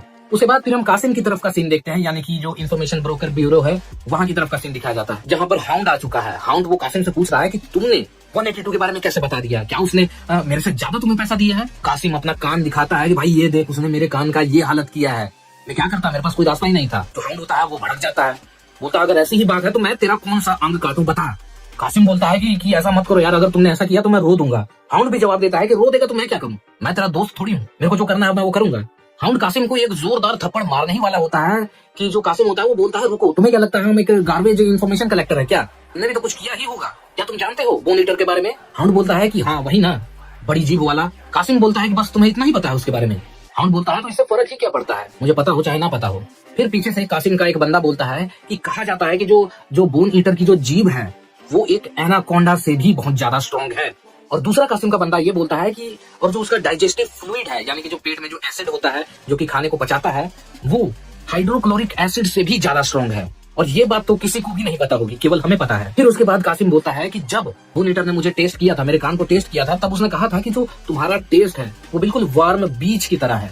और सबसे मजेदार बात पता क्या है, कि मेरा जन्म सेंट्रल अमेरिका के बीच में ही हुआ है। अर्थात जो बोन ईटर का जो टैलेंट है वो है कि लोगों को टेस्ट करके या फिर किसी भी चीज को वो टेस्ट करके अपनी जीभ से टच करके उसकी एक ऐसी इंफॉर्मेशन निकालता है जो कि 100.1% एक्यूरेट होती है। इसलिए अगर बोन ईटर नंबर 182 को टेस्ट करता है तो हमें 182 के बारे में भी बहुत सारी इन्फॉर्मेशन पता चल सकती है। पीछे जो खड़े कासिम के चमचे होते हैं वो भी बोल रहे होते हैं, भाई तू तो बड़ा कमाल का है एकदम यार, तू एकदम 900 IQ वाला मूव चल दिया तूने, मतलब उसकी तारीफ कर रहे होते हैं। लेकिन हाउंड बोलता है इससे मेरा क्या फायदा, मेरे को क्या मतलब कोई कैसा टेस्ट कर रहा है उसके बारे में इन्फॉर्मेशन क्या है, मुझे तो बस उस नंबर 182 को अपने हाथों से कुचलना है, महसूस करना है, उसकी जो पसलियां हैं, उसकी जो हड्डियां हैं, उसको अपने हाथों में तड़तड़ाते हुए महसूस करना है। फिर कासिम बोलता है कि तुम टेंशन क्यों ले रहे हो भाई, तुम्हें पता है मैंने वहां पर अपना एक आदमी भेजा है जो कि बोन ईटर के बंदों के साथ ब्लेंड होके वहां पर गया है, एक ऐसा घुसपैठिया भेजा है जो कि डिस्ट्रिक्ट जे से बिलोंग करता है, वो डिस्ट्रिक्ट जे का एक मर्सनरी है और वो एक आर्म्ड असॉल्ट यूनिट के बराबर का बंदा है वो। फिर उसके बाद हमें उसी बंदे की झलक दिखाई जाती है, यानी कि जो कासिम का आदमी है उसी बंदे की झलक दिखाई जाती है, वो बोन ईटर के जो चमचे हैं उनका भेष धारण करके वहां पर घुसा हुआ है।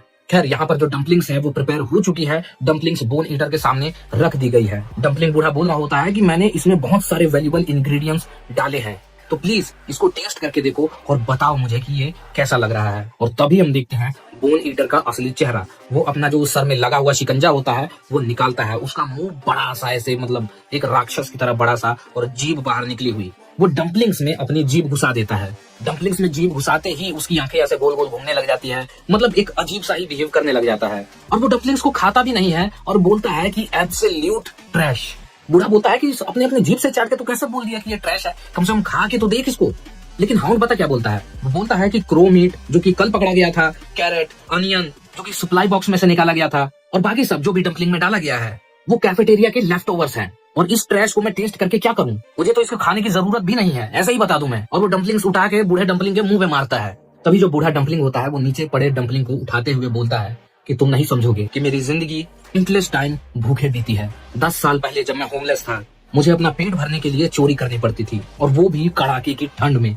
हमें डम्पलिंग के पास्ट का सीन दिखाया जाता है जहाँ पर जो डम्पलिंग है वो भागता हुआ जा रहा होता है कुछ चोरी करके और उसके पीछे कोई पड़ा होता है जो कि उसे रुकने के लिए बोल रहा होता है। बूढ़ा डम्पलिंग सोच रहा होता है कि भाई ये केवल फूड ही तो है, तुम इसे भूल भी तो सकते हो। लेकिन तभी पीछे से आवाज आती है कि रुको, ये भी लेते जाओ, इसे भी खा लो, ये गर्म है। और वो बूढ़े डम्पलिंग की लाइफ का एक ऐसा दिन था जब उसे पहली बार किसी ने कुछ ऐसा गिफ्ट किया हो।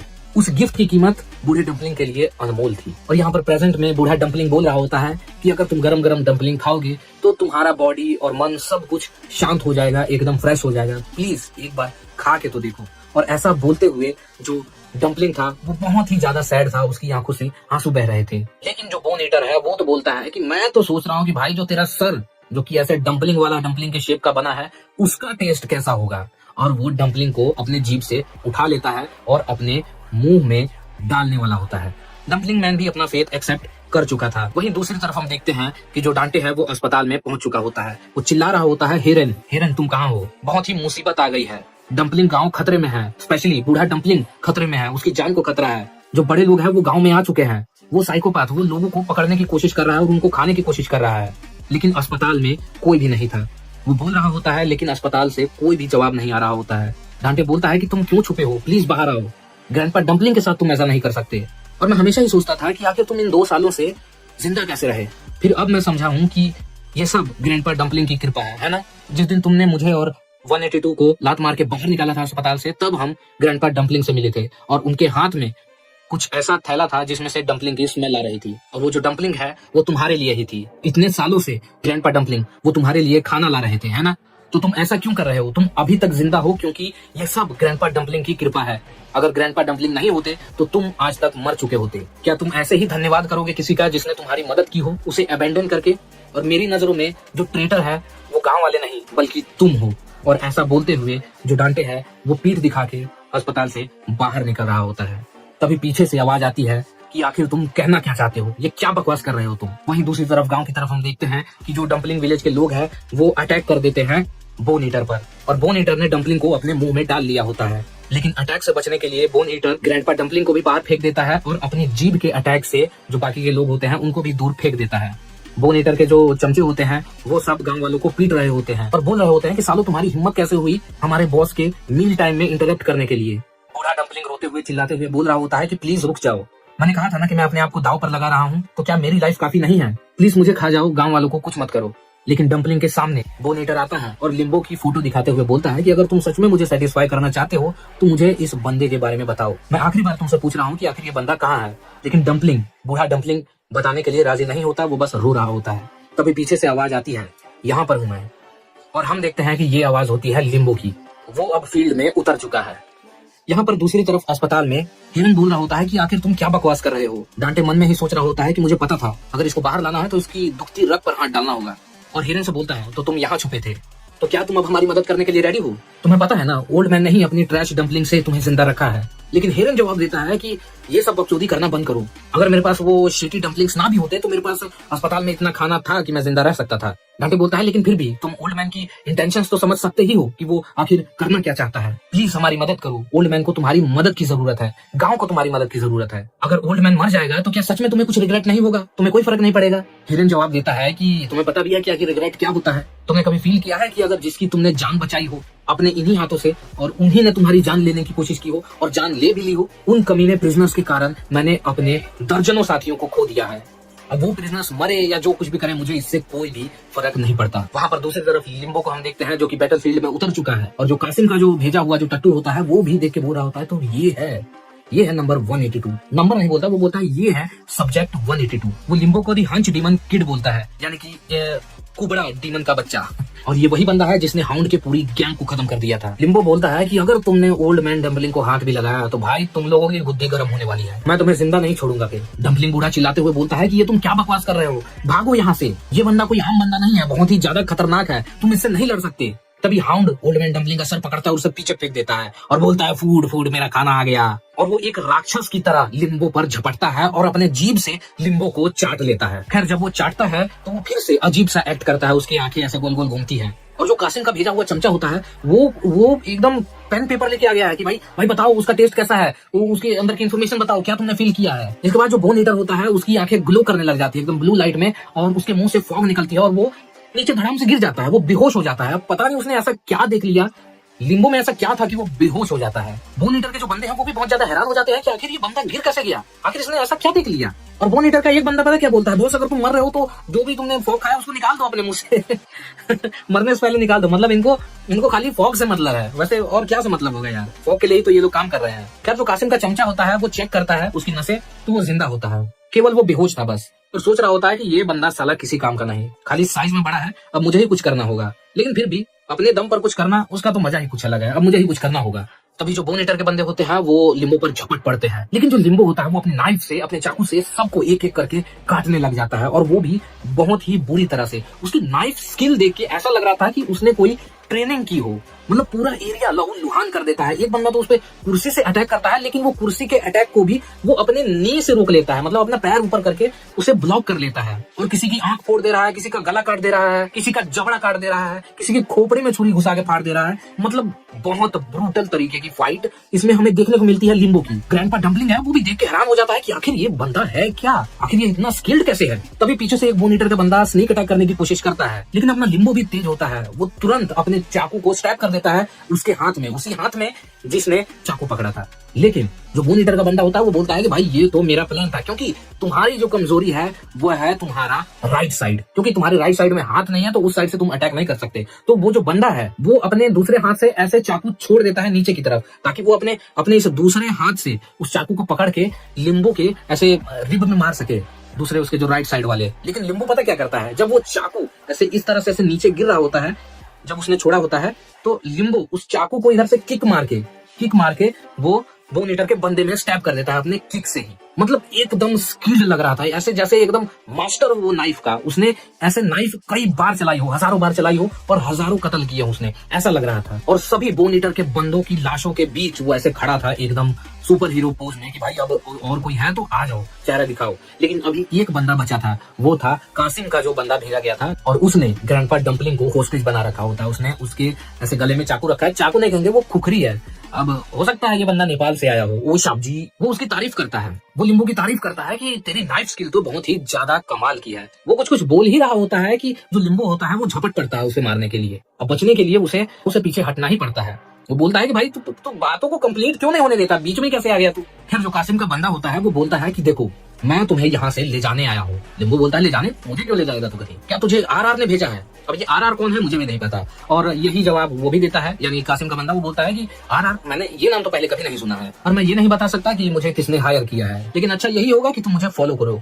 क्योंकि ये जो बंदा नीचे जो बेहोश पड़ा है, ये बंदा कोई मामूली बंदा नहीं है। इससे तुम अपनी इस हालत में, यानी कि जो लिम्बो है उसका हाथ है वो पूरी तरह फिर से जख्मी हो चुका है, खून टप टप टपक रहा है उसके हाथ से, क्योंकि वो पहले से ही तो कमजोर था, लेकिन उसी से उसने फाइट की। एक ही हाथ तो है बेचारे का, उसी हाथ से सब करता है, धोना खाना सब कुछ उसी हाथ से, तो डैमेज तो होगा ही। लिम्बो बोलता है कि अगर ऐसी बात है तो पहले मैं इसी बंदे को, यानी कि बोन ईटर को ही खत्म करता हूँ। वो बेहोश पड़े बोन ईटर पर अटैक करता है। अब ये बात मेरे को बहुत ज्यादा अच्छी लगी, क्योंकि ये बाकी डम्ब प्रोटैगनिस्ट की तरह बिहेव नहीं करता। इसको पता है साला ये अगर थ्रेट है, ये बेहोश भी है तो इसको जाके खत्म करो। वो झपट पड़ता है बोन ईटर की तरफ उसको चाकू से मारने के लिए, लेकिन पता क्या है, जो अपना जो नेपाली बंदा है खुकरी वाला, वो बीच में आ जाता है। वो बोलता है यही चीज मैं तुझे नहीं करने दूंगा साहब जी, यही चीज नहीं करने दूंगा, ऐसे कैसे तुम मार देगा। और बोलता है क्यों, मैं तो भूल ही गया, मैंने तुम्हें तो खुद को इंट्रोड्यूस भी नहीं किया। तभी वो बंदा अपना मास्क निकालता है, और बंदा दिखने में बहुत ही ज्यादा कूल था, दाढ़ी मूंछें थी उसकी, बाल लंबे लंबे थी, मतलब देख के एकदम बढ़िया लग रहा था ये बंदा। फिर वो अपना नाम मल्टीगार बताता है, और ये मल्टीगार उसका एक कोड नेम है,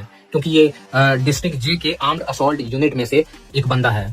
और बोलता है कि भाई मैंने ये तो कहा था कि ये जो नीचे पड़ा बंदा है, यानी कि बोन ईटर, ये बहुत ज्यादा स्ट्रॉन्ग है, तुम्हारे लिए दिक्कत खड़ी कर सकता है, लेकिन मैंने ये तो नहीं बोला कि मैं इस बंदे से वीक हूँ। और ये बोलते हुए उसके चेहरे पर बहुत खतरनाक स्माइल थी, यानी कि वो बंदा जो बोल रहा है उस पर वो कॉन्फिडेंट है। फिर सीन शिफ्ट होता है डांटे की तरफ, जो कि सोच रहा होता है कि भाई ये जो हीरन बंदा है, ये जितना सोचा था उससे ज्यादा कठोर दिल है, लेकिन जिस तरह इसने नंबर 182 की मदद की, इसका मतलब मेरे कुछ तो चांसेस हैं इसको पिघलाने के। और डांटे बोलता है कि हिरन तुम गलत समझ रहे हो कि ग्रैंडपा डम्पलिंग और जो बाकी के गांव वाले हैं वो बहुत ज्यादा अच्छे हैं। हिरन बोलता है कि अच्छे हैं क्या, तुम अभी तक नहीं समझे हो? तुमने पहले धोखा नहीं खाया, तुम्हें पता नहीं है कि किस पर भरोसा करना है क्या? तुमने एक्सपीरियंस नहीं किया है कि ये लोग किस हद तक जा सकते हैं? डांटे बोलता है कि देखो, मैं इन सब टेक्निकल बातों में नहीं पढ़ने वाला, मुझे नहीं पता प्रिजनर अच्छा है या फिर आउटसाइडर अच्छा है, कोई भी अच्छा है बुरा, लेकिन मैं ये जान रहा हूँ कि कौन पर्टिकुलर आदमी अच्छा है। मुझे ये परख है कि कोई प्रिजनर भी है तो वो एक अच्छा इंसान हो सकता है, और मैंने ये एक्सपीरियंस किया है। लेकिन तुम्हारा क्या है, तुम उन्हें रिजेक्ट कर रहे हो जिन्होंने तुम्हारी मदद की है। क्या तुम अपने आप को बहुत समझदार समझ रहे हो, अपने आप को इस अस्पताल में बंद करके? और ये अस्पताल क्या तुम्हारे दादा का है? क्या तुम अस्पताल में अकेले मरना चाहते हो? यही प्लान है तुम्हारा, और सिर्फ उस स्टूपिड ग्रज के लिए? क्योंकि असल बात तो ये है कि तुम गिल्ट में हो, तुम्हें शर्म आ रही है कि तुम अभी तक सांस कैसे ले रहे हो जबकि तुम्हारे सभी साथी मारे गए हैं। और ये जो डांटे की बात है वो हिरन के दिल में चुभी है। दृश्य फिर से डम्पलिंग विलेज के दिल में लौट आया, जहां हवा में टकराती धातु की आवाज से भारीपन छा गया था। मल्टी टाइगर अपनी तलवार से वन आर्म की छुरी को रोकने में कामयाब हो गया, लेकिन वन आर्म ने हार नहीं मानी, बल्कि अपनी हथियार को आगे धकेलते हुए किसी महत्वपूर्ण जगह पर वार करने की हताश कोशिश की। मल्टी टाइगर ने तुरंत खुद को समायोजित किया, अपनी दूसरी बाह पर लगे ढाल का इस्तेमाल करके उस वार को डिफ्लेक्ट कर दिया, और स्थिति की क्लासिक आयरनी पर टिप्पणी करते हुए कहा कि उनका संघर्ष उस प्रसिद्ध विरोधाभास की तरह है जिसमें एक अनरोकनीय भाला एक अभेद्य ढाल से टकराता है। वन आर्म ने कोई जवाब नहीं दिया, बल्कि आगे दौड़ते हुए तेजी से लगातार वार करने की श्रृंखला शुरू कर दी, जिसने मल्टी टाइगर को रक्षात्मक में धकेल दिया। मल्टी टाइगर ने डींग मारी कि उसे आक्रमण और रक्षा के बीच चुनाव नहीं करना पड़ता, वह पूरी तरह से दोनों पर एक साथ पूर्ण सटीकता के साथ ध्यान केंद्रित कर सकता है। उसने अपनी तलवार और ढाल को एक साथ घुमाया, जिससे वन आर्म को इतनी चपलता से बचना पड़ा कि वह अपनी शारीरिक सीमाओं को भी पार कर गया। यह महसूस करते हुए कि उसे और अधिक गतिशीलता की जरूरत है, वन आर्म ने अपने दांतों से हाथ पर लगी पट्टियों को फाड़ दिया, जिससे उसके उंगलियां ज्यादा स्वतंत्रता से हिल सकें, भले ही इससे उसके ठीक हो रहे घावों पर भारी दबाव पड़ रहा था। मल्टी टाइगर ने इस प्रयास का मजाक उड़ाया, अपनी तलवार को बेरहमी से घुमाते हुए वन आर्म से पूछा कि वह क्या चुनेंगे, आक्रमण के लिए एकल ब्लेड या सुरक्षा के लिए ढाल। दबाव बढ़ता गया जब मल्टी टाइगर ने ढाल उठाकर आगे झपटा, लेकिन वन आर्म ने उस वार के नीचे झुककर बचाव किया।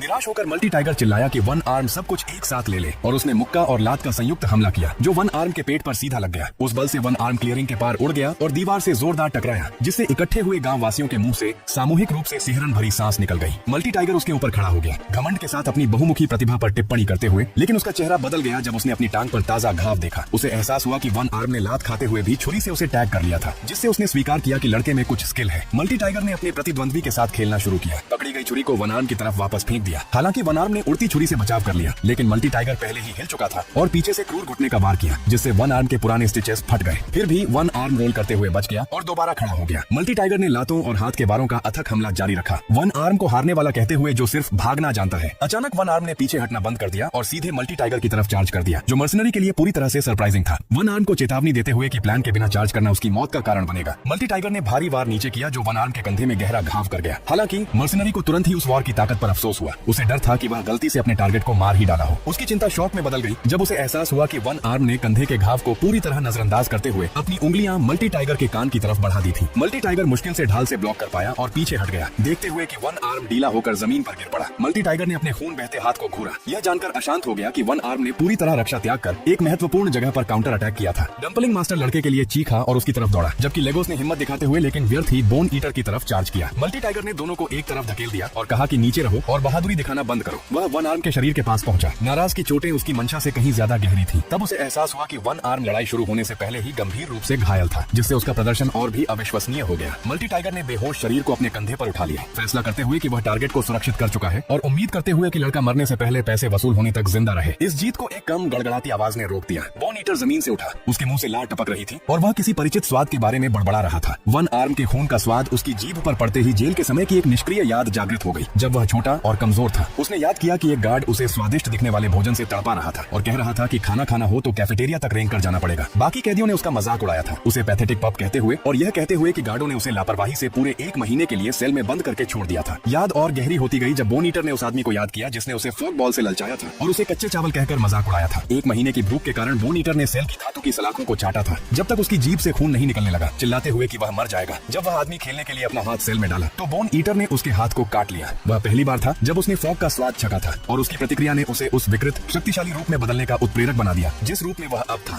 दृश्य अब डांते और डॉ हेरोन के बीच भारी बातचीत पर कट गया। डांते को एहसास हुआ कि किसी के पुराने घावों को खंगालना सटीक रूप से पर्सुएशन का सर्वोच्च तरीका नहीं है और वह अपने भाई की पुरानी टॉक्सिक आदतों में फंस रहा है। हालांकि वह गलत भी नहीं था, क्योंकि डॉ हेरोन आखिरकार टूट गए और स्वीकार किया कि उनके सहयोगियों की मौत पूरी तरह से उनकी गलती थी। डॉक्टर ने कबूल किया कि वह इस बात के लिए दुख भोगने के योग्य है कि सिर्फ वे ही बच गए। उनकी याद उन्हें उस शुद्ध वेदना के पल में ले गई जहां वे मदद के लिए चीख रहे थे, जबकि दूसरे डॉक्टर देख रहे थे लेकिन हस्तक्षेप नहीं कर पा रहे थे। उसी कैदी ने जिसे उन्होंने बचाया था और जिसने बाद में मेडिकल स्टाफ को बेरहमी से प्रताड़ित किया, उन पर मजाक उड़ाते हुए कहा कि जीवन बस नर्क का चक्र है। उसने अस्पताल को फांसी का तख्ता और यातना कक्ष बताया था जहां निर्दोषता और दोष का कोई मतलब नहीं था। उस फ्लैशबैक में अस्पताल पूरी तरह अराजकता में डूब गया था। मरीज डॉक्टरों पर हमला कर रहे थे, विनाश की एक लहर। वर्तमान में डॉ हेरोन ने अपना मेडिकल टूल जमीन पर फेंक दिया और डांते की तरफ झपटे उसकी शर्ट पकड़ ली। उन्होंने चिल्लाकर कहा कि उस दुखद कैदी ने जो कुछ भी कहा था वह सच था। यह नर्क है और जिंदा रहना मरने जैसा ही लगता है। उन्होंने समझाया कि नरसंहार के बाद उनका शरीर उनकी इच्छा के विरुद्ध जीने के लिए लड़ता रहा। वे अस्पताल में ही रहे, पागलों की तरह फॉग खाते रहे और अंत में अपनी नई प्राप्त प्रतिभा का इस्तेमाल करके खुद पर सर्जरी की। उसने अपने पूरे शरीर को उन कैदियों के मांस और खून से दोबारा बनाया था जिनसे वह नफरत करता था और इस तरह खुद को एक राक्षस बनाकर बच गया था। उसने डांते की तरफ घूरते हुए घोषणा की कि अच्छा डॉक्टर मर चुका है और उसने अस्पताल में सड़ने का फैसला कर लिया है। अंत तक डांते उसे देख रहा था और सोच रहा था कि ऐसा रास्ता कोई चुनाव नहीं था बल्कि एक पिंजरा था। उसका अपना दिमाग अपने भाई की उस याद में चला गया जहां उसका भाई उसे एलिमेंट्री स्कूल टीचिंग और चाइल्ड साइकोलॉजी पढ़ने पर मजाक उड़ा रहा था। उसके भाई ने उसे स्वार्थी कहा था और चेतावनी दी थी कि अगर उनके पिता को पता चला कि डांते एक पैथेटिक नौकरी बेबी सिटर की करना चाहता है, हाई स्टेटस वाली जॉब की बजाय, तो वह फट पड़ेगा। डांते को याद आया कि उसने चिल्लाकर जवाब दिया था कि उसका बिजनेस उसका अपना है और उसका भाई स्टेटस का दीवाना परफेक्शनिस्ट है। उसने कसम खाई थी कि वह कभी अपने माता पिता जैसा कचरा नहीं बनेगा। वह अपना खुद का रास्ता चुनना चाहता था। हालांकि डांते को एहसास हुआ कि उसका अपना रास्ता भी अंत में विकृत हो गया, क्योंकि जिस टीचर ने उसके दिल को आकार दिया था वह खुद एक राक्षस था। उसने डॉ हेरोन की तरफ देखा और कहा कि वह गलत है। डॉक्टर ने अपना भाग्य नहीं चुना था, यह जेल की वह कर्म था जो उस पर थोपा गया था। डांते ने तर्क दिया कि डॉक्टर इकलौते इंसान थे जिन्होंने एक ऐसी जगह बनाई थी जहां नियम और नैतिकता अब भी मौजूद थी। डॉ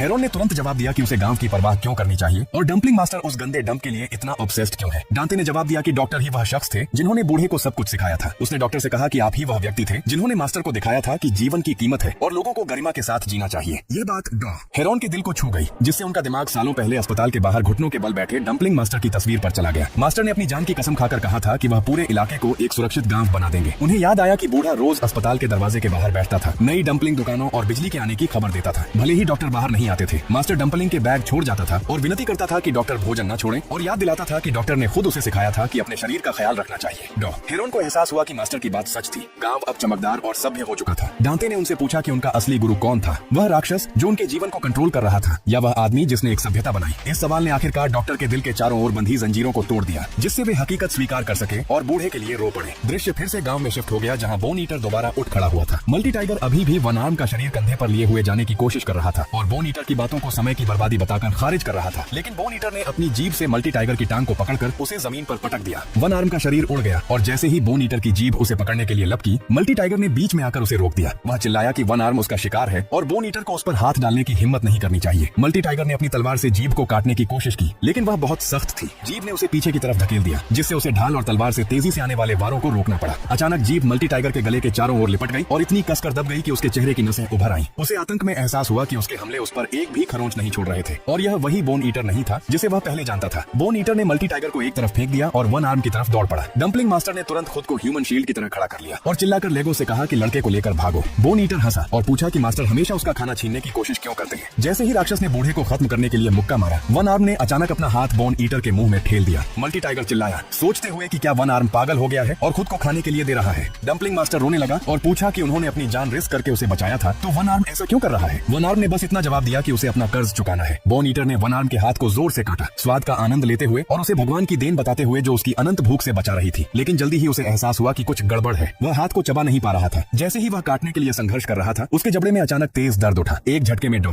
हेरोन प्रकट हुए और उन्होंने तेज मेडिकल कैंची बोन ईटर के जबड़े के साइड में घुसा दी। डॉक्टर आधिकारिक रूप से चैट में एंटर हो चुके हैं और अब चीजें बहुत सर्जिकल होने वाली हैं। जैसे ही डॉ हेरोन पहुंचे, गांव का माहौल पूरी तरह अविश्वास में बदल गया, क्योंकि वे सालों से अस्पताल से बाहर एक कदम भी नहीं निकले थे। क्लिनिकल सटीकता के साथ चलते हुए डॉ हेरोन ने बोन ईटर के सिर से अपनी मेडिकल कैंची निकाली और राक्षस की खोपड़ी को पकड़ लिया, जिससे वन आर्म का हाथ आखिरकार उसकी नुकीली जबड़े से छूट गया। बोन ईटर ने दंग रहकर अपने चेहरे को छुआ, यह महसूस करते हुए कि उसका जबड़ा कुशलता पूर्वक काट दिया गया है, जिससे एक पल के लिए सच्चा आतंक फैल गया। अराजकता के बीच वन आर्म दंग रहकर खड़ा था, जब तक डॉ हेरोन ने उसका हाथ पकड़कर उसे डांटा नहीं कि उसने पहले दी गई सावधानी पूर्वक इलाज को बर्बाद कर दिया। उन्होंने लड़के को अनोइंग और टोटल इडियट कहा, जिससे डम्पलिंग मास्टर राहत के आंसू रोते हुए पूछने लगा कि डॉक्टर आखिरकार बाहर क्यों आए। डॉ हेरोन ने चारों तरफ फैले कार्नेज को देखा और टिप्पणी की कि गांव बिल्कुल भी सुरक्षित नहीं लग रहा है। फिर आगे बढ़े और कैंची को बोन ईटर के सीने में गहराई तक घुसा दिया। बोन ईटर दर्द से चीख उठा, जबकि गांववासी आश्चर्य से देख रहे थे, जिससे डम्पलिंग मास्टर भावुक होकर रो पड़ा अपने पुराने दोस्त को आखिरकार रोशनी में वापस देखकर। हालांकि डॉक्टर की ब्लेड राक्षस के घने सीने में इतनी कसकर फंस गई कि वह हिली तक नहीं, जिससे सच्चा संघर्ष शुरू हुआ। मल्टी टाइगर पूरे एक्सचेंज को स्केप्टिसिज्म के साथ देख रहा था और पूछ रहा था कि क्या कोई इंसान सिर्फ एक जोड़ी सर्जिकल कैंची से लड़ाई खत्म कर सकता है। बोन ईटर गुस्से में चीखा और पूछा कि घुसपैठिया कौन है और वह उसके शरीर के साथ क्या कर रहा है, जिस पर डॉ हेरोन ने जवाब दिया कि राक्षस जितना चाहे भौंक सकता है, बस ठीक से बोलना चाहिए। बोन ईटर ने अपनी विशाल जीभ से वार किया, जिससे डम्पलिंग मास्टर चिल्लाकर चेतावनी दी कि कैंची कभी भी इतनी मोटी मांसपेशी को नहीं काट पाएगी। डॉ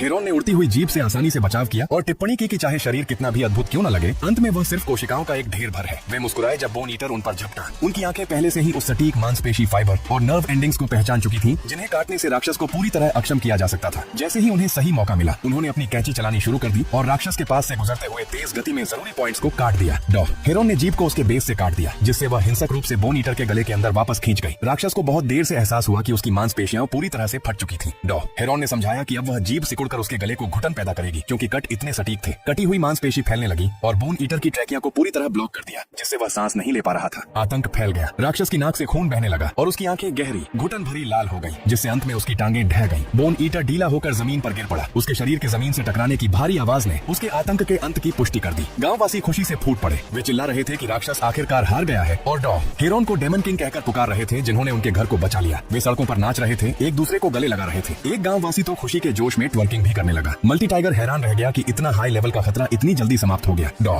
हेरोन ने तारीफों को नजरअंदाज किया और बोन ईटर की लाश के पास घुटनों के बल बैठ गए। उन्होंने उसके पेट को काट कर खोल दिया और आंतों के अंदर भयानक चीजें निकाली। उन्होंने एक मानव हड्डी निकाली और क्लिनिकल डिटैचमेंट के साथ देखा कि मानव मांस मसल्स के लिए बेहद घटिया स्रोत है। डम्पलिंग मास्टर आगे बढ़े और मिट्टी में घुटनों के बल बैठ गए। आंसुओं के बीच माफी मांगते हुए उन्होंने कहा कि वे सुरक्षित गांव बनाने में नाकाम रहे और लोगों की प्रकृति नहीं बदल पाए। उन्होंने स्वीकार किया कि शायद डॉक्टर सही थे और ये लोग मदद के योग्य नहीं है। लेकिन डॉ हेरोन ने उन्हें रोका और कहा कि इस पर ऑब्सेस करना बंद करो। उन्होंने बूढ़े से कहा कि दूसरों पर वादे थोपना बंद करो और पहले अपने लक्ष्यों को पूरा करना सीखो। इससे डम्पलिंग मास्टर आंसुओं के बीच मुस्कुराए और डॉक्टर की कठोर लेकिन ईमानदार सलाह को स्वीकार कर लिया। डांटे आखिरकार कोने से बाहर निकले और हैरानी से देखा कि डॉक्टर ने खतरे को कितनी तेजी से समाप्त कर दिया। उन्होंने कहा कि यह व्यक्ति क्षेत्र के बड़े बड़े लोगों से कहीं ज्यादा मजबूत है। उन्हें संतोष हुआ कि डॉक्टर ने सही फैसला लिया है। उन्हें लगा कि इस जीत से उन्हें नेगोशिएट करने के लिए जरूरी लेवरेज मिल जाएगा। लेकिन शांति अचानक एक चीख से टूट गई। गांववासी वन आर्म के चारों ओर इकट्ठा हो गए थे, जो अत्यधिक खून बहने से गिर पड़ा था। डांटे तुरंत वन आर्म के पास दौड़े और उस पर चिल्लाए कि वह वहाँ क्यों अभी भी है, जबकि उसे भागने को कहा गया था। उन्होंने लड़के की बुरी हालत देखी और पूछा कि वह क्या सोच रहा था। उसे इतने बिगड़े हुए शरीर में लड़ने के लिए स्टबर्न इडियट कहा। वन आर्म ने डांटे की तरफ मासूम नजरों से देखा और समझाया कि वह सिर्फ बूढ़े की मदद करना चाहता था। उसने डांटे से पूछा कि क्या यह सबक उन्होंने ही नहीं सिखाया था। डांटे चुप हो गए। लड़के को देखकर उन्हें एहसास हुआ कि वे आखिरकार उसे समझने लगे हैं। उन्होंने नरम स्वर में कहा कि वन आर्म बिल्कुल सही था और उसने बहुत अच्छा किया। उस पल में डांटे को एहसास हुआ कि वे आखिरकार लड़के को समझने लगे हैं। जब वे वन आर्म को घूर रहे थे तो उन्होंने अजीब से तैरते कण देखे, जो डैंडेलियन स्पोर्स जैसे लग रहे थे। उन्हें लगा कि क्या उनकी आंखें फिर से खराब हो रही हैं। उन्होंने चश्मा उतारकर अपनी दृष्टि साफ की। दूसरी तरफ वन आर्म ने आखिरकार अपनी आंखें खोली और चारों तरफ देखा। जागने पर उन्हें डॉ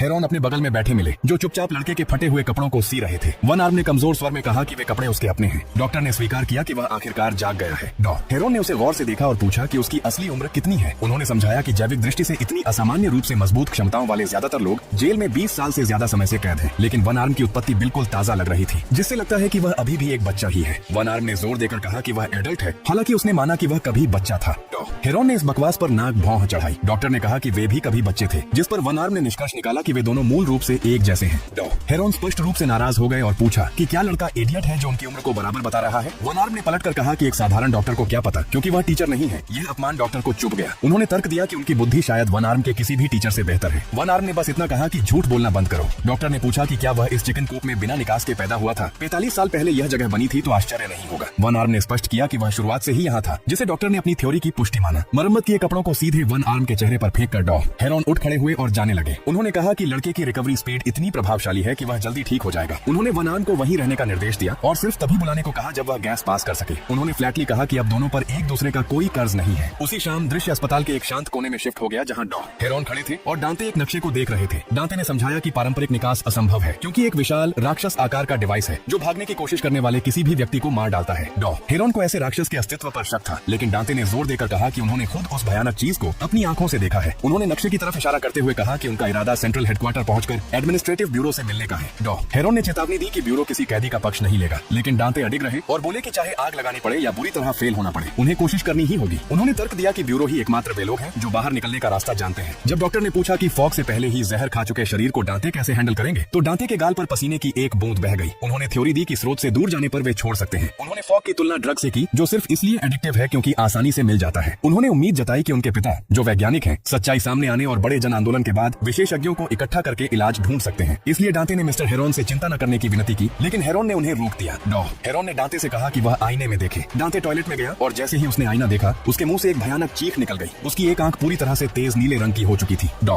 हेरोन ने बताया कि यह परिवर्तन वहां रहने का अनिवार्य हिस्सा है, लेकिन डांते घबरा गया। उसे एहसास हो गया कि रैम्बुटान ने जिस पल की चेतावनी दी थी वह आखिरकार आ गया था। वह डर गया कि अब वह फॉग की लालसा करने लगेगा और लिम्बो स्टेट में चला जाएगा, भले ही उसने कभी जानबूझकर फॉग न खाया हो। उसे लगा कि दुनिया उसके साथ बहुत अन्याय कर रही है। वह चिल्लाया कि वह पूरी तरह से फंस गया है, क्योंकि उसके पास इस म्यूटेशन से निपटने के लिए कोई खास क्षमता भी नहीं है। डॉ हेरोन ने उसके इस विस्फोट पर सवाल किया और याद दिलाया कि डांते ने खुद कहा था कि रिकवरी संभव है। डांते निराश होकर बोला कि एक नशेड़ी का जीवन आखिरकार विनाश की तरफ ही जाता है। डॉक्टर ने उसे ब्रैट कहा, लेकिन यह पुष्टि की कि लगातार लिम्बो स्टेट में रहने से अंत में दिमाग की पूरी क्षमता चली जाती है और कोमा हो जाता है। उन्होंने चेतावनी दी कि बाहर की दुनिया में जहां फॉग उपलब्ध नहीं होता, लिम्बो में फंस जाना सब्जी बन जाने से भी बदतर होगा। भले ही स्थिति बहुत भयानक थी, फिर भी उन्होंने पूछा कि क्या डांते अब भी जाना चाहता है। भारी चुप्पी को वन आर्म ने तोड़ा, जो भूख की शिकायत करते हुए अंदर घुस आया। डॉ हेरोन ने उसे घूरा और बिस्तर पर वापस जाने का आदेश दिया। उन्होंने सख्ती से कहा कि वह तब तक फास्टिंग करे जब तक वह आखिरकार पाद न फोड़ दे, ताकि साबित हो कि उसका पाचन तंत्र ठीक हो रहा है। वन आर्म ने पूछा क्यों, तो डॉक्टर ने कहा कि बकवास करना बंद कर। डांते ने आखिरकार उनकी बहस में बीच में बोलते हुए पुष्टि की कि वह निश्चित रूप से जा रहा है, क्योंकि जेल में पछतावे भरी जिंदगी कोई जिंदगी नहीं है। तीनों ने अपना सामान पैक किया और जाने की तैयारी की। डम्पलिंग मास्टर उनके साथ खड़े थे और उनकी इस पसंद की तारीफ कर रहे थे कि वे अपने असली घर वापस लौट रहे हैं। लेगोस ने उन्हें सर्दियों तक रुक जाने के लिए समझाने की कोशिश की, लेकिन मास्टर ने कहा कि उन्हें नहीं रोका जाना चाहिए। डांते ने डम्पलिंग मास्टर से हाथ मिलाया और उनका शुक्रिया अदा किया। बूढ़े ने भी बाहर से आए एक अजनबी का आभार व्यक्त किया जो उनकी मदद करने आया। डांते ने वादा किया कि वह डॉक्टर को सुरक्षित घर पहुंचा देंगे। इससे प्रसन्न होकर मास्टर ने उन्हें टॉप ग्रेड सॉफ्ट डम्पलिंग से भरा एक विशाल बैग थमा दिया, ताकि रास्ते में भूख न लगे। डांते ने शिकायत की कि यह बहुत ज्यादा है, लेकिन वन आर्म ने तुरंत बैग उठा लिया, डांते की चेतावनी को नजरअंदाज करते हुए कि उसके स्टिचेस फिर से खुल सकते हैं। उन्होंने आखिरी बार हाथ हिलाया, कुछ छोटे छोटे विदाई शब्द कहे और गांव से बाहर निकल गए। डॉ